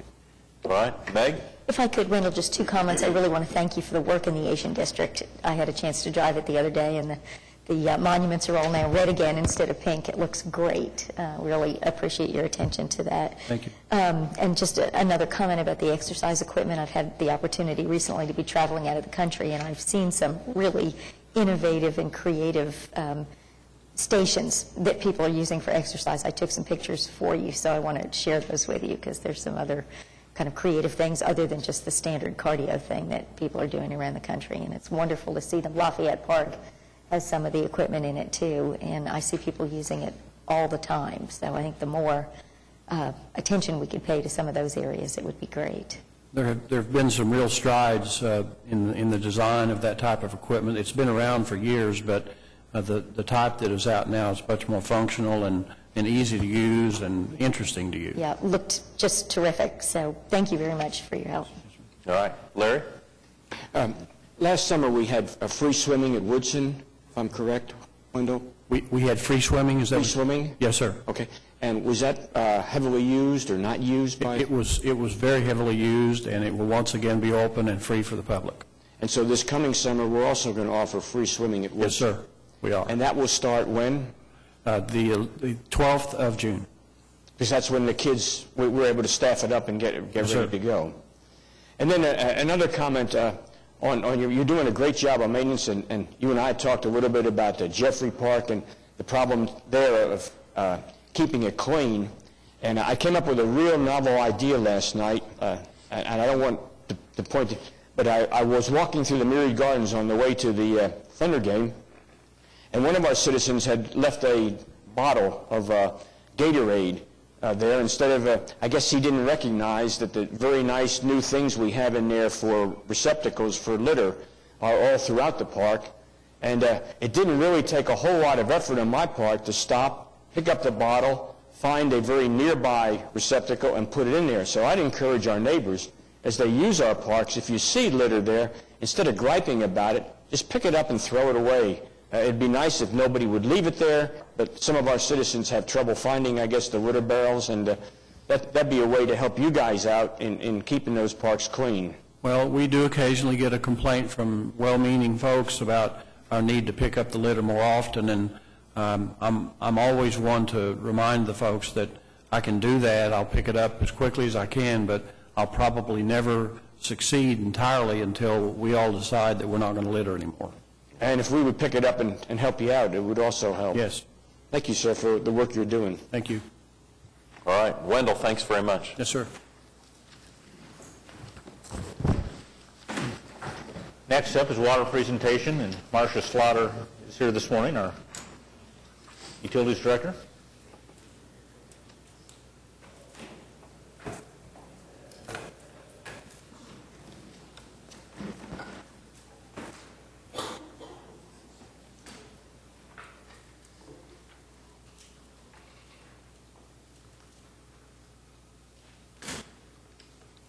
Okay. Good morning, Mayor and Council. It's an honor to be with you, as always, to present the Utilities Department operating budget for fiscal year 2013. The department budget begins on page 403 of the proposed annual budget. With me today are Brett Weingart, Sam Simandi, Billy Little, and Debbie Reagan, all of whom worked on preparation of the budget and the capital program, which we'll tell you a little bit more about later in the presentation. We're proud to be a manufacturer of commodities, in our case, safe drinking water and wastewater that meets federal standards. We also feel that we have a role in public health, as without our facilities, the world would be a less clean place. Today, I'll visit with you about our LFR strategies, describe the budget by division, tell you a little bit about the changes we've made, explain the sources and uses of funds in our budget, and hit the highlights of the capital improvement program.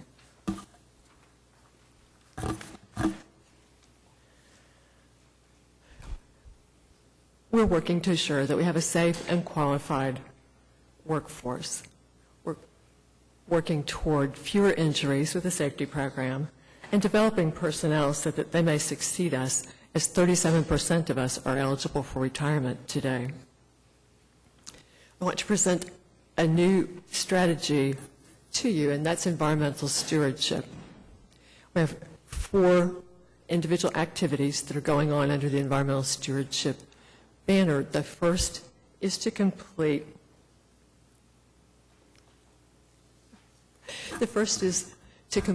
a solid waste flow and disposal plan. We'll do that by 2014 so that Council may look at what our long-range options are for solid waste disposal. Second, we're preparing an education program that helps our customers and citizens minimize the total waste that they generate and finds ways to divert those wastes from landfills to productive purposes. By 2015, we'll increase the amount of treated wastewater that's reused in Oklahoma City from 6 million gallons a day to 8 million gallons a day. And by 2015, we will convert use of vehicles that are more cost-effective to run on CNG or hybrid fuels to those uses, beginning with 30% of vehicles by 2015. We believe that we'll actually accomplish 27% in fiscal year 13. That would be, and 30% of our fleet, 30% of the qualified vehicles will be 45, 149 total vehicles meet the test for cost effectiveness of CNG or alternative fuels.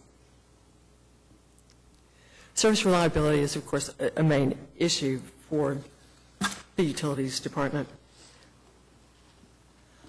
We're not changing measures, and we're simply reporting our accomplishments in this slide, but I want to talk to you about the waterline breaks that we experienced last year, because that has impacted our performance.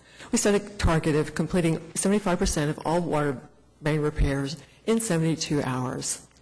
This fiscal year, we experienced a 50% increase in waterline breaks associated with last summer's extreme heat. That's dropped our performance to 72%.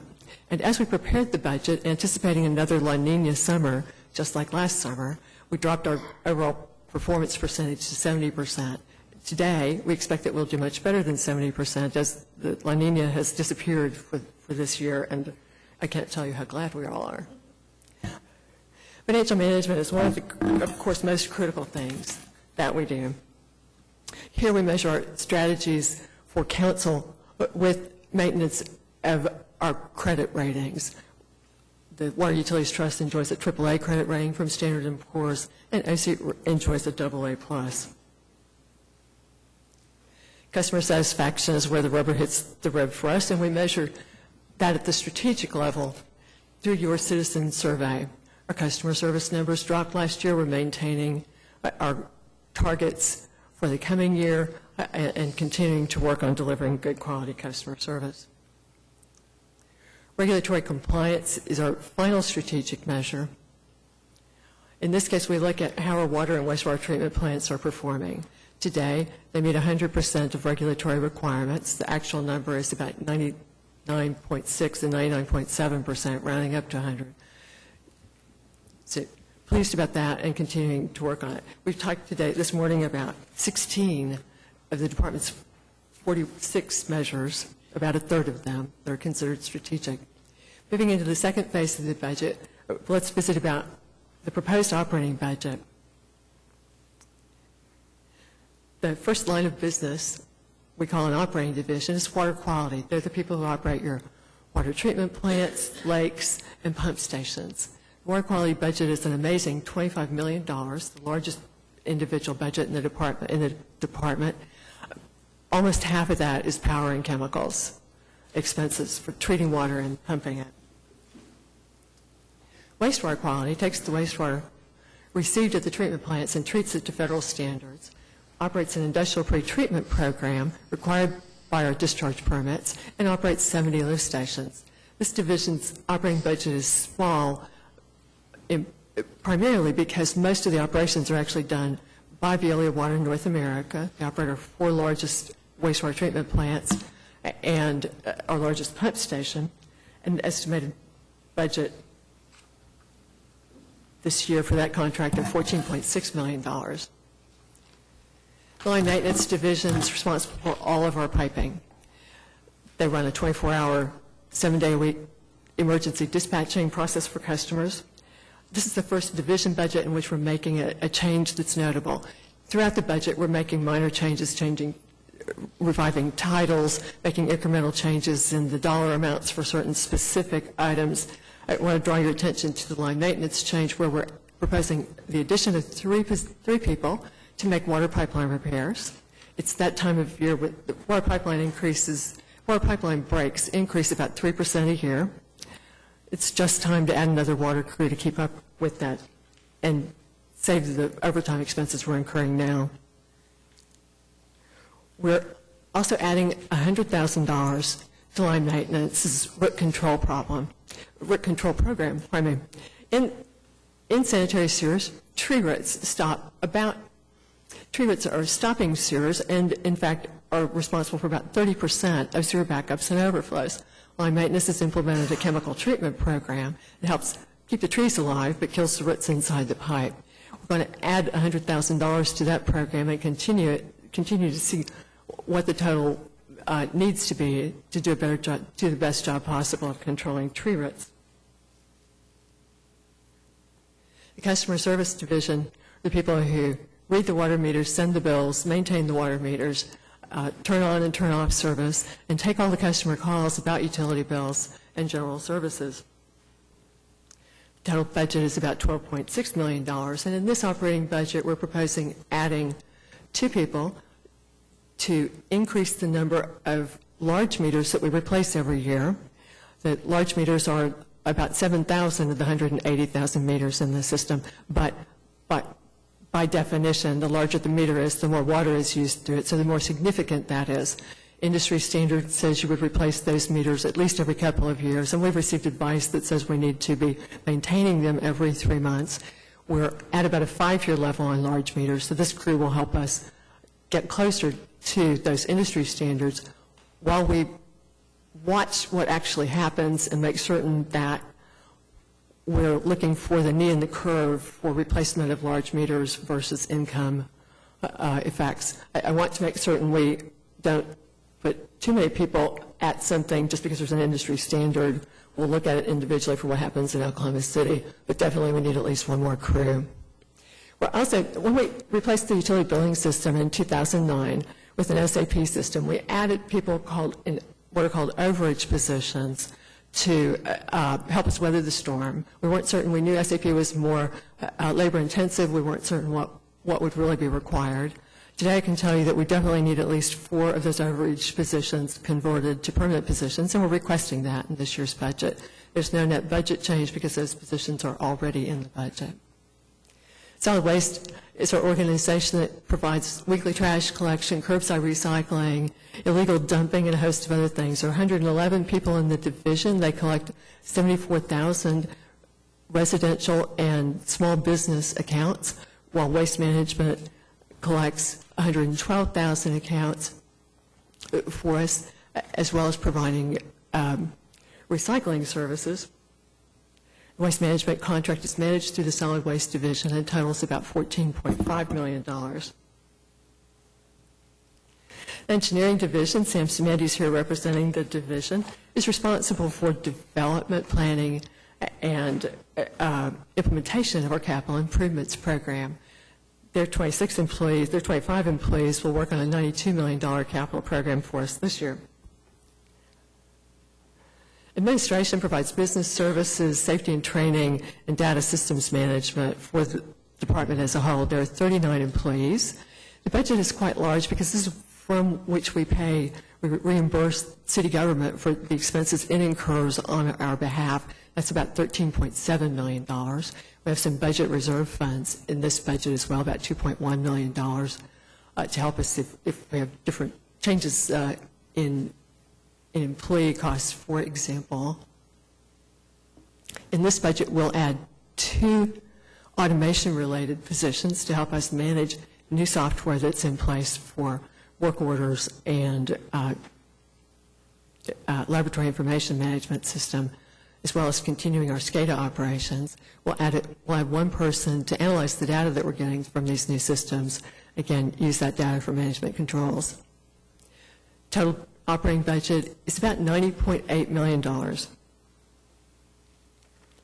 again, the changes include adding 8 positions, converting 4 overage positions, adjusting for salary and benefits cost changes, and a sewer rate control program increase of $100,000. There are many pages of detailed changes in your budget manual. I'd be happy to answer questions about those details. Next, we're going to talk just briefly about sources and uses of funds. The operating budget is about, pardon me. The operating budget is just 12.3% from OSEP, the remainder from the Oklahoma City Water Utilities Trust. The combined Water Utilities Trust and Environmental Assistance Trust incomes and outgoes this year will be $287.2 million. In the Water Utilities Trust is $242.7 million of those monies. And in the Water Utilities Trust, the largest expenses are the capital program at $92 million, the operations at $78.1 million, and debt service payments at $43.2 million. The Environmental Assistance Trust is 55% contracted services, waste management's collection services, or landfill payments for disposal of debris, fleet maintenance, and street sweeping.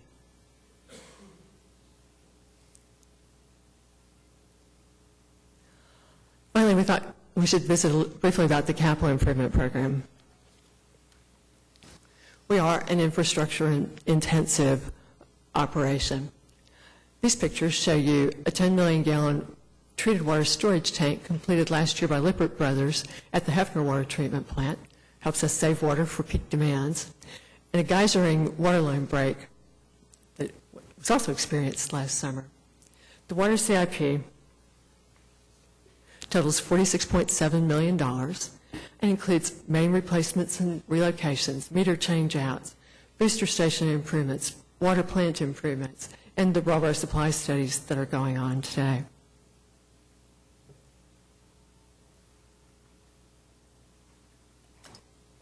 Pardon me. We thought that you'd want to know about how we're preparing for next summer. Next month, that is, actually. Since last summer's peak demand and the surprises we received in the system, we have prepared in many ways. We've replaced pipe. We've added pump stations. We're adding additional pumps in the system where we may not be adding pump stations. Let me show you this map that shows you what we've been doing. The mustard yellow circles on the map show water lines that have been replaced since last summer, including a 60-inch pipeline on the east side of Tinker Air Force Base that caused havoc at the state capitol last July. We've, again, completed several water line replacements. We've completed new transmission mains shown in green at the bottom of the map and the top of the map near the Lake Hefner plant and approaching Will Rogers World Airport. We're preparing designs for a new pump station at Southwest 104th and Portland, and have started construction on an additional 4 miles of water transmission main, again, bringing more water west. We are still working on main repairs. The items shown in blue ovals are main repairs that are still underway, again, about $3.6 million of those. We've made booster pump station improvements. You see the green squares on the map are places where we have installed in northeastern Oklahoma City or upgraded in the southwest part of the city our pumping capacity. We've also started, again, construction on more water lines in North Oklahoma City.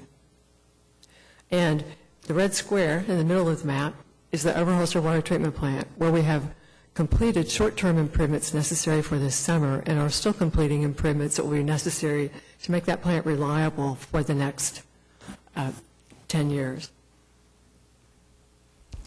This picture is of the Hefner Water Treatment Plant construction underway. We're increasing the plant capacity 25 million gallons a day to 100 million gallons a day.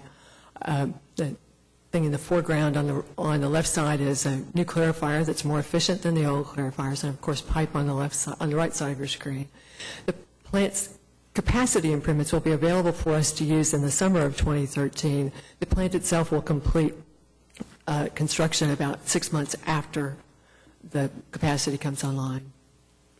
The wastewater CIP is about $45.3 million, and like the water CIP, pursues improvements of all types. We're building a lot of pipeline, some in each of the major sewer sheds, to help improve the carrying capacity of our sewer systems. This year we completed a plant capacity change at the Chisholm Creek plant in the far north and east part of Oklahoma City, where we doubled the size of that wastewater treatment plant. That's in operation now. As is a flow equalization basin in far south Oklahoma City, where we've had sewer overflow problems. We now have a basin that captures rainwater and holds it until the treatment plant can run the treatment. It can run the treatment process as rain dissipates. The picture on the right side of your screen is the major improvements underway to our Witcher pump station. Witcher pump station pumps about 60 million gallons of wastewater every day into the North Canadian plant, and flooded in the 2010 500-year storm, was completely flooded. It also gets a new flood wall. Solid waste CIP is a little straightforward by comparison. We will fund $4 million worth of cash improvements for new vehicles and carts and bins, about $1.4 million for carts and bins, and the remainder for vehicles. We're also pursuing a contract for installation of CNG fueling facilities at the solid waste operation at 11,500 North Portland. We're very excited about the opportunity to work in a public-private partnership, and hopeful that we'll be able to take, through a private partnership, advantage of some tax credits available for CNG fueling. Again, total operating budget, $90.8 million. And I'd be happy to answer questions.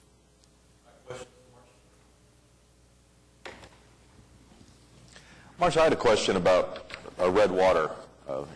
What's the situation around the city at this point? I know we've made great improvements through the years. Thank you. I think red water is better, but it doesn't mean that it doesn't exist. We've flushed about 50 locations to make certain, to keep the water fresh, to make certain that red water doesn't occur. At this time, we're pursuing a contract to look for the best possible chemical addition to manage red water. We think the chemical we've been using for the last several years is good, but we want to make certain that we've done the appropriate what's called coupon testing, where you look for formation of rust, essentially. We're going to be running a process that helps us identify the best possible chemical at the least cost, most effective for customers.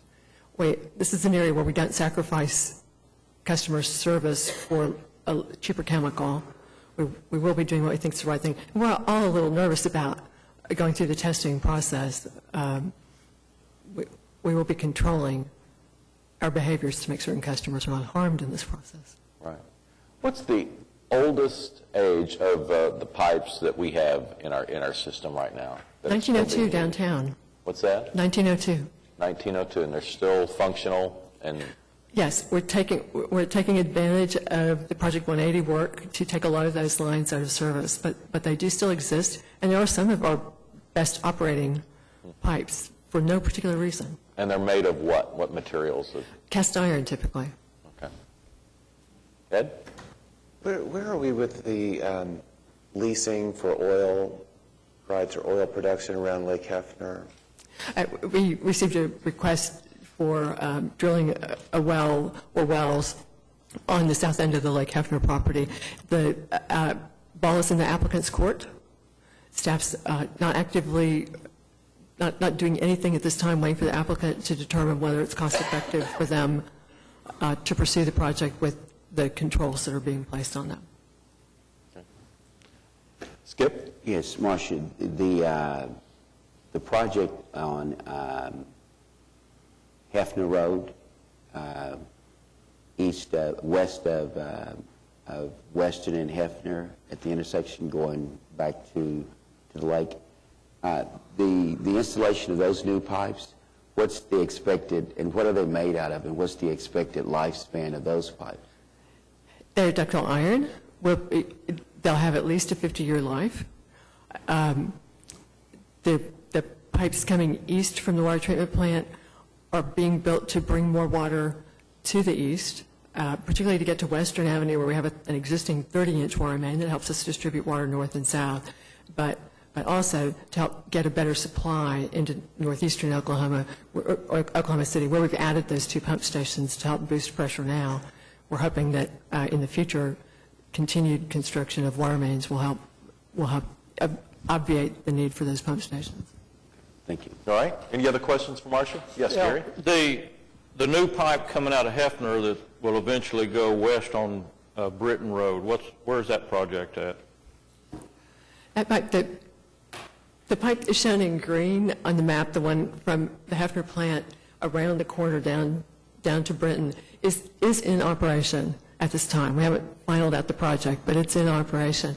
The next phase is in construction. At this time, we're looking at typically a year to build a mile of pipe, maybe 270 days to build that pipe. And what we will do with that red pipe shown on the map is continue it westward toward the pump station near the Kilpatrick Turnpike. So we'll be bringing in more water, redesigning the pump station again we are, by virtue of putting in those pipes, improving overall pressure reliability in the north service area, both west and south of the Hefner plant.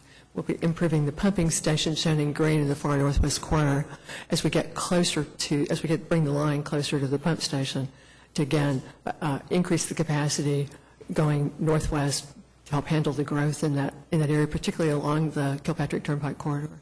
So you've got it, the red line is completed, is that what you're telling me? The green line is completed, the red line's in construction now, or has been let for construction.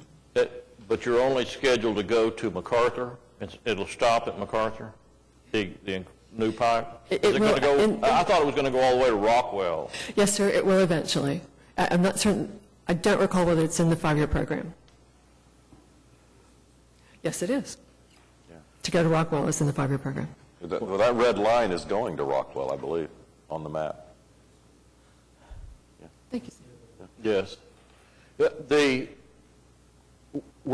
We also have a widening project on Britton Road. Are we working together with Public Works so we don't let them widen the road and then come back and tear it up with the pipeline? Yes, sir. Okay. Larry? Yeah, Marcia, just for our listeners, the 2 dark green out there to the southwest of I-40, if you will, where the traditional booster pumps are in, that's there to hopefully take care of the low water pressure that we experienced last summer in that area out there. Yes, sir. So Gary will be happy for that, because some of that is Gary's customers now, too, in Ward 1. So, folks, we're hoping for a good summer, right? You know that it It took a lot of concentrated effort to make up for last summer's failures in our system, which we assigned to me. The operations folks, engineering folks, money people, Aqua has helped us redirect money to make these improvements this year. The very large water demand that we saw last summer did generate $9 million in additional income. It's been plowed into these improvements. We don't want our customers to think we didn't take their money and do something really constructive with it. Thank you. All right. Ready to move forward? Marcia, thank you. Thank you. Okay. On to items 2, we have listed here responses to questions from the May 8th Finance Committee meeting. There is a report in your packet that answered. What's that? Doug, we're handing it out. There was a report in the packet. Councilman Ryan had asked about questions on the transit budget in terms of the increases in the administration line of business, and we've outlined there the major changes, the biggest piece being moving customer service into administration from the public transportation line of business, and we've outlined the other changes there. There's also questions about police and staffing and response times. Police has been putting those together, and we should have those in the coming weeks. We've already got kind of a first draft of that, and we're working to put that together, make sure it's clear and presents the information in a way that's easy to understand. All right. Thank you, Doug. Well, let's adjourn the Finance Committee, reconvene the council meeting. We have item from council, item 4A, Skip working for the NLC on a trip on June 7th and 9th. I'll need a motion to move it. Second. Cast your votes. Passed unanimously. Other items from council. Skip, you want to start us off? I'll be the first one to congratulate the fantastic Thunder for such a great series of victories and last night. And I hope that those individuals who were unfortunately the victims of some, terrible behavior after the game that was reported last night are doing fine, and hope that their recovery will be best. And it's just unfortunate that, we have such great things and then someone, creates an atmosphere that causes bodily harm to other citizens. So, but I think the city of Oklahoma City should be proud of what we have accomplished in reference to the NBA and what it's done on a national basis for this state and this city. So that's all I have to say. All right. Meg? Thank you, Mayor. Just a couple of things. I think following on Councilman McAtee's comments about trash in our parks, last night leaving the Thunder game, the Thunder Alley area was completely trashed, full of bottles and cans and bags. And I know we had about 6,000 people or so out there watching and enjoying the game, but more than 6,000 people out there watching and enjoying the game. I would really encourage people, if they could, to bring a trash bag and pick up after themselves. It was a disgrace, really, leaving the game. I want to congratulate the Miller neighborhood. They had their house tour this weekend. There were 9 properties, ranging from single-family houses to duplexes to some fantastic little apartments in that great neighborhood between Villa and Penn and 10th and 16th Street. Neighborhood looked great, and I really want to congratulate Bruce Hall and all of his crowd. And I also would like to echo Councilman Shadid's statements. The Better Block event on Friday and Saturday were just fantastic. Great ideas, little pop-up shops. These things are happening all over the country, but it was really exciting to see. We had a flower shop, a outdoor farmer's market, a little design retail shop, Full Circle bookstore, brought a bookstore down for the weekend, and we had book signings. There were people everywhere. Our Spokey's Bikes, I guess I need to congratulate everybody for getting our bike share program open last Friday, and city manager and Kathy were the first to ride on Spokey's Bikes down to the event Friday night, and I've now seen people all over town riding their bicycles. So Kristen Vales and Amanda Braden and Blair Humphreys did a great job. Everything from demonstrating how some of this new parking ideas could work to little parklets, which basically just take up one single parallel parking space on a street, but can provide seating for I don't know, 10 to 14 people where you could bring your lunch and sit outside. Just lots of creative ideas, so I do hope we can capture some of those as we work in our additional neighborhoods. All right, Pete? The last of the Reading Buddy program at Heronville's concluded this week. We're going to have a pizza party on Friday afternoon as the kids get out of school. And I have shared before, but I will one more time tell you that it has just been a remarkable experience for me personally. Hopefully it's been as good an experience for the young people that were involved in the program. I know Meg shares that view. Hopefully next year we can expand it to another school, but any of the employees of the city that are interested in doing it, I think you need to get lined up, because Meg and I from the Horseshoe did it, and I'd encourage any of the rest of you that have an opportunity to spend a really gratifying hour sometime next year to do that, because it's a really nice.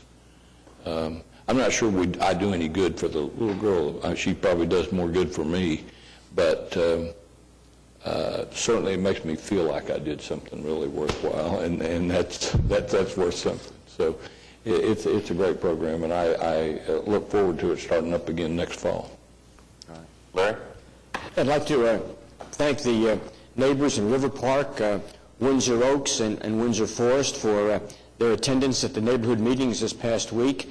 And just one observation that came from that, some of the citizens had some very valid concerns.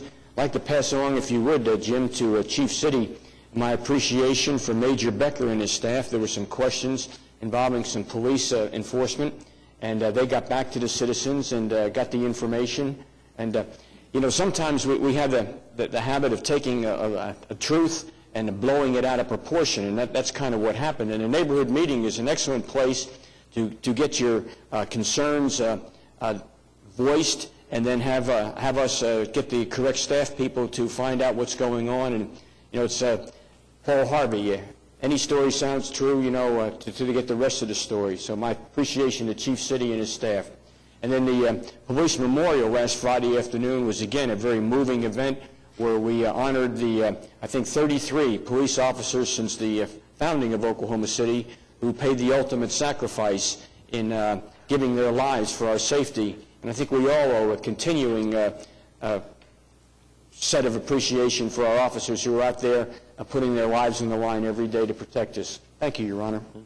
Ed? I just thought it was a great 4 days for the city, starting with Better Blog again. It just to me shows how we crave a sense of community, how people respond to it when we create opportunities like that. There were so many people out loving an area that's pedestrian friendly, that not minimizes the automobile, but sidelines it a little bit in favor of people. And then there were probably 200 people watching the Thunder game on a satellite up against the wall. And people then said, boy, if they would just do this in Thunder Alley, it would be packed. So, and that came true. Had a great Pride Parade on Sunday, 140 different organizations, lots and lots of churches, which I enjoyed seeing. It was very, went off with it. The trash was much, much improved. I'd like to say that I'm proud that I won second place in conglomeration with the Sierra Club. We had a float that just went at the end, and people put all their recycling in, because mostly it's beer bottles and beer cans, probably like at Thunder Alley. And then we made a second pass-through, and people responded to that, and they came and they threw their recycling into it. I don't know if that's something that could be replicated. I would expect that with the next playoff games, I mean, if there's something, I mean, that in Thunder Alley may grow. I mean, that was the most impressive, watching on TV is not the people who necessarily were in the arena, which is impressive, but the 1,000, how many people do you think were? 7,500, they said? 7,500, 8,000. It was a large group. So, I mean, if anything, that may grow. The Sierra Club is partnering, like with the Paseo Arts Festival this weekend. They're going to do all the recycling. I mean, big events like that where they know they can get a huge yield. I'm sure they would consider partnering with us, and 78,000 people would produce a lot of recycling in Thunder Alley. So perhaps we could partner in that way. Thanks. Yeah. Gary? All right. Citizens to be heard. We have a few that have signed up. Appreciate your patience with us this morning. And Each of you will have 3 minutes to address the council. Beverly Bradley.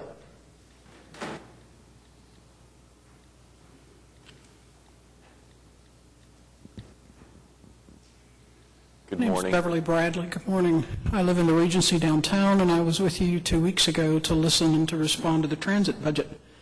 And I'm here to do the same today. And the first thing I'd like to say is what a pleasure it is to listen to you. It's better than watching you on TV.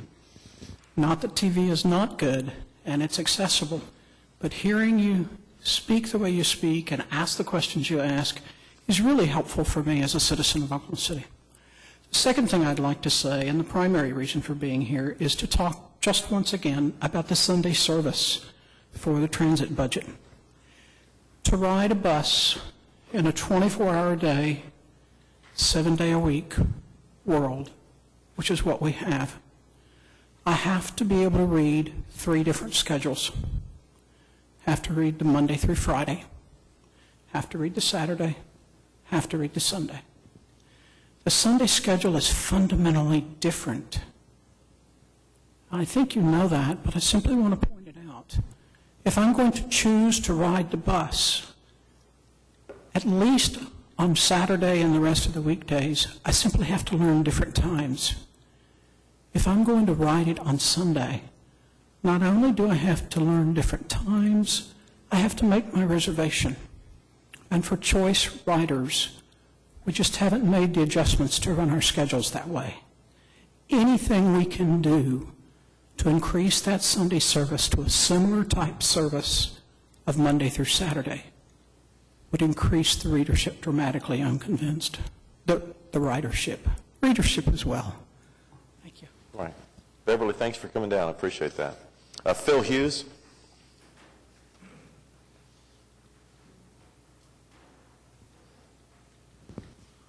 Thank you. As you know, I'm an electrical engineer and rail Go ahead and consultant. your name and address for the record. Phil Hughes, 1145 Northwest 43rd. Okay. I want to emphasize, first of all, fuel is not going to get any cheaper with regard to the Keystone, XL, anything that you're talking about. We need this one Saudi Arabia every 5 years in order to keep up with things. So I ask that we get the information in the paper and let the citizens make decisions for themselves. And I don't think I'm saying that. I'm an electrical engineer, and I know other engineers are not happy with the interpretations that are done for us. This issue of the rapid bus or bus rapid transit is something that's been thrown up by anti-rail people to keep good rail systems out of cities for years. I've watched it for 22 years. Ed down in Houston. Larry, I know that you all are very reasonable about this, but I'd like to read you something. The collapse of the I-35 freeway bridge in Minneapolis on August 1st has given further momentum to the effort to derail national enthusiasm for rail transit. It goes on to say, a horde of highway and motor vehicle lobbyists and other road warriors, plus assorted shock troopers and ideologues and what transit advocates derive as anti-rail jihad, have leaped to exploit this terrible tragedy by launching a new, even more ferocious and deceptive campaign to terminate or at least attenuate government programs to fund mass transit. It goes on to say, in recent months there have been the campaign to promote BRT fits comfortably into the basic anti-transit effort aimed at undermining the only rational approach of rail transit development. In recent months, there have been veritable avalanche of studies, well-funded lecture tours by BRT promoters, propagandistic news articles, and so forth, most notably by Wendell Cox and Randall O'Toole. This is exactly what Carter Burgess did. This is exactly what Jacobs Engineering has done. They are paid, they're certified by the Federal Transit Administration to give you the federal take on things, and they are firmly controlled by the automobile interests. And with regard to CNG is dangerous. There's no reason to go there. And I've cautioned people time and time again, we will have explosions everywhere we start bringing that kind of CNG into the cities. And T. Boone Pickens' own business partner blown up and it's suppressed in the paper. what kind of people are we becoming? It should have been blown up. This was a good man. It wasn't just a fast release of natural gas. It was an explosion, but it was called a fast release. Human life is worth more than money, and trains are safe, and they also provide for our people. I've watched these tactics for 22 years in Advanced MetNet in Oklahoma City for 12 years, with help from about 4 to 5 others. Ben Love I credit for bringing order with light rail start to Houston in 1990. That's when I became involved. If we had succeeded in Houston, we would have reduced costs associated with energy and automobile transit by 20%. That would have been $500 billion a year. That would be $5 trillion just in the last 10 years that we wouldn't have that $15 trillion budget. Okay? Bill, I got some other people I want to hear from. Can you sum it up? I'll let you finish. Okay. I want to make a point. Everywhere the rest of the world, we've got people whose moving up in the world means going to a car, but they have trains. We don't. We've got people who are falling out of the system, and it's a stigma not to have a car. And we are underwriting people like AutoMax or Express Credit Auto, which are predatory. We've got to get a quality system in there for them, and we've got to let them manufacture for us instead of pumping cheap fuel out of the ground, trying, as we always have, to make money, burning our house down in the process. Thank you. Thanks, Phil. Bob Kemper?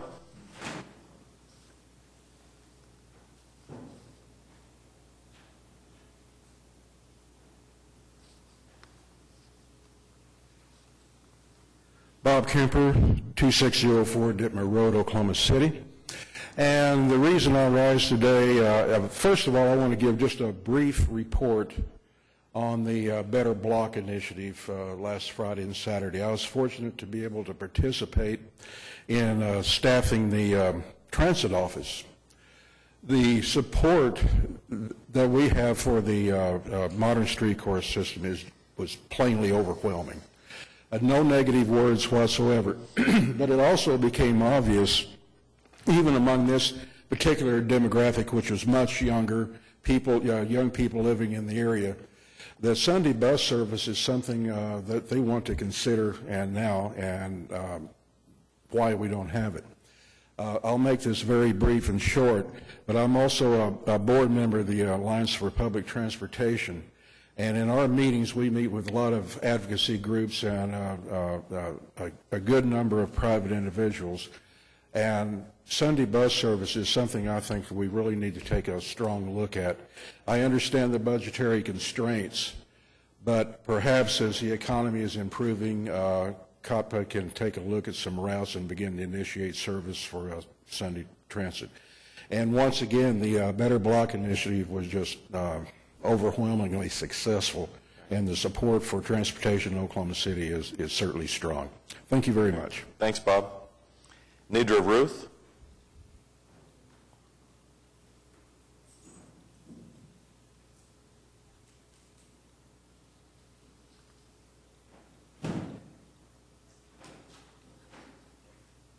Hi, my name's Nidra Ruth. I live at 8508 St. Michael's Court. And I was here 2 weeks ago when y'all had your meeting about Sunday transportation.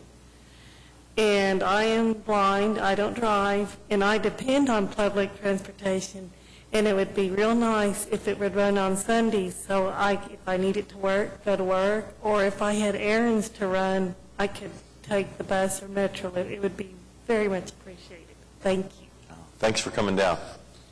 Thomas Larson?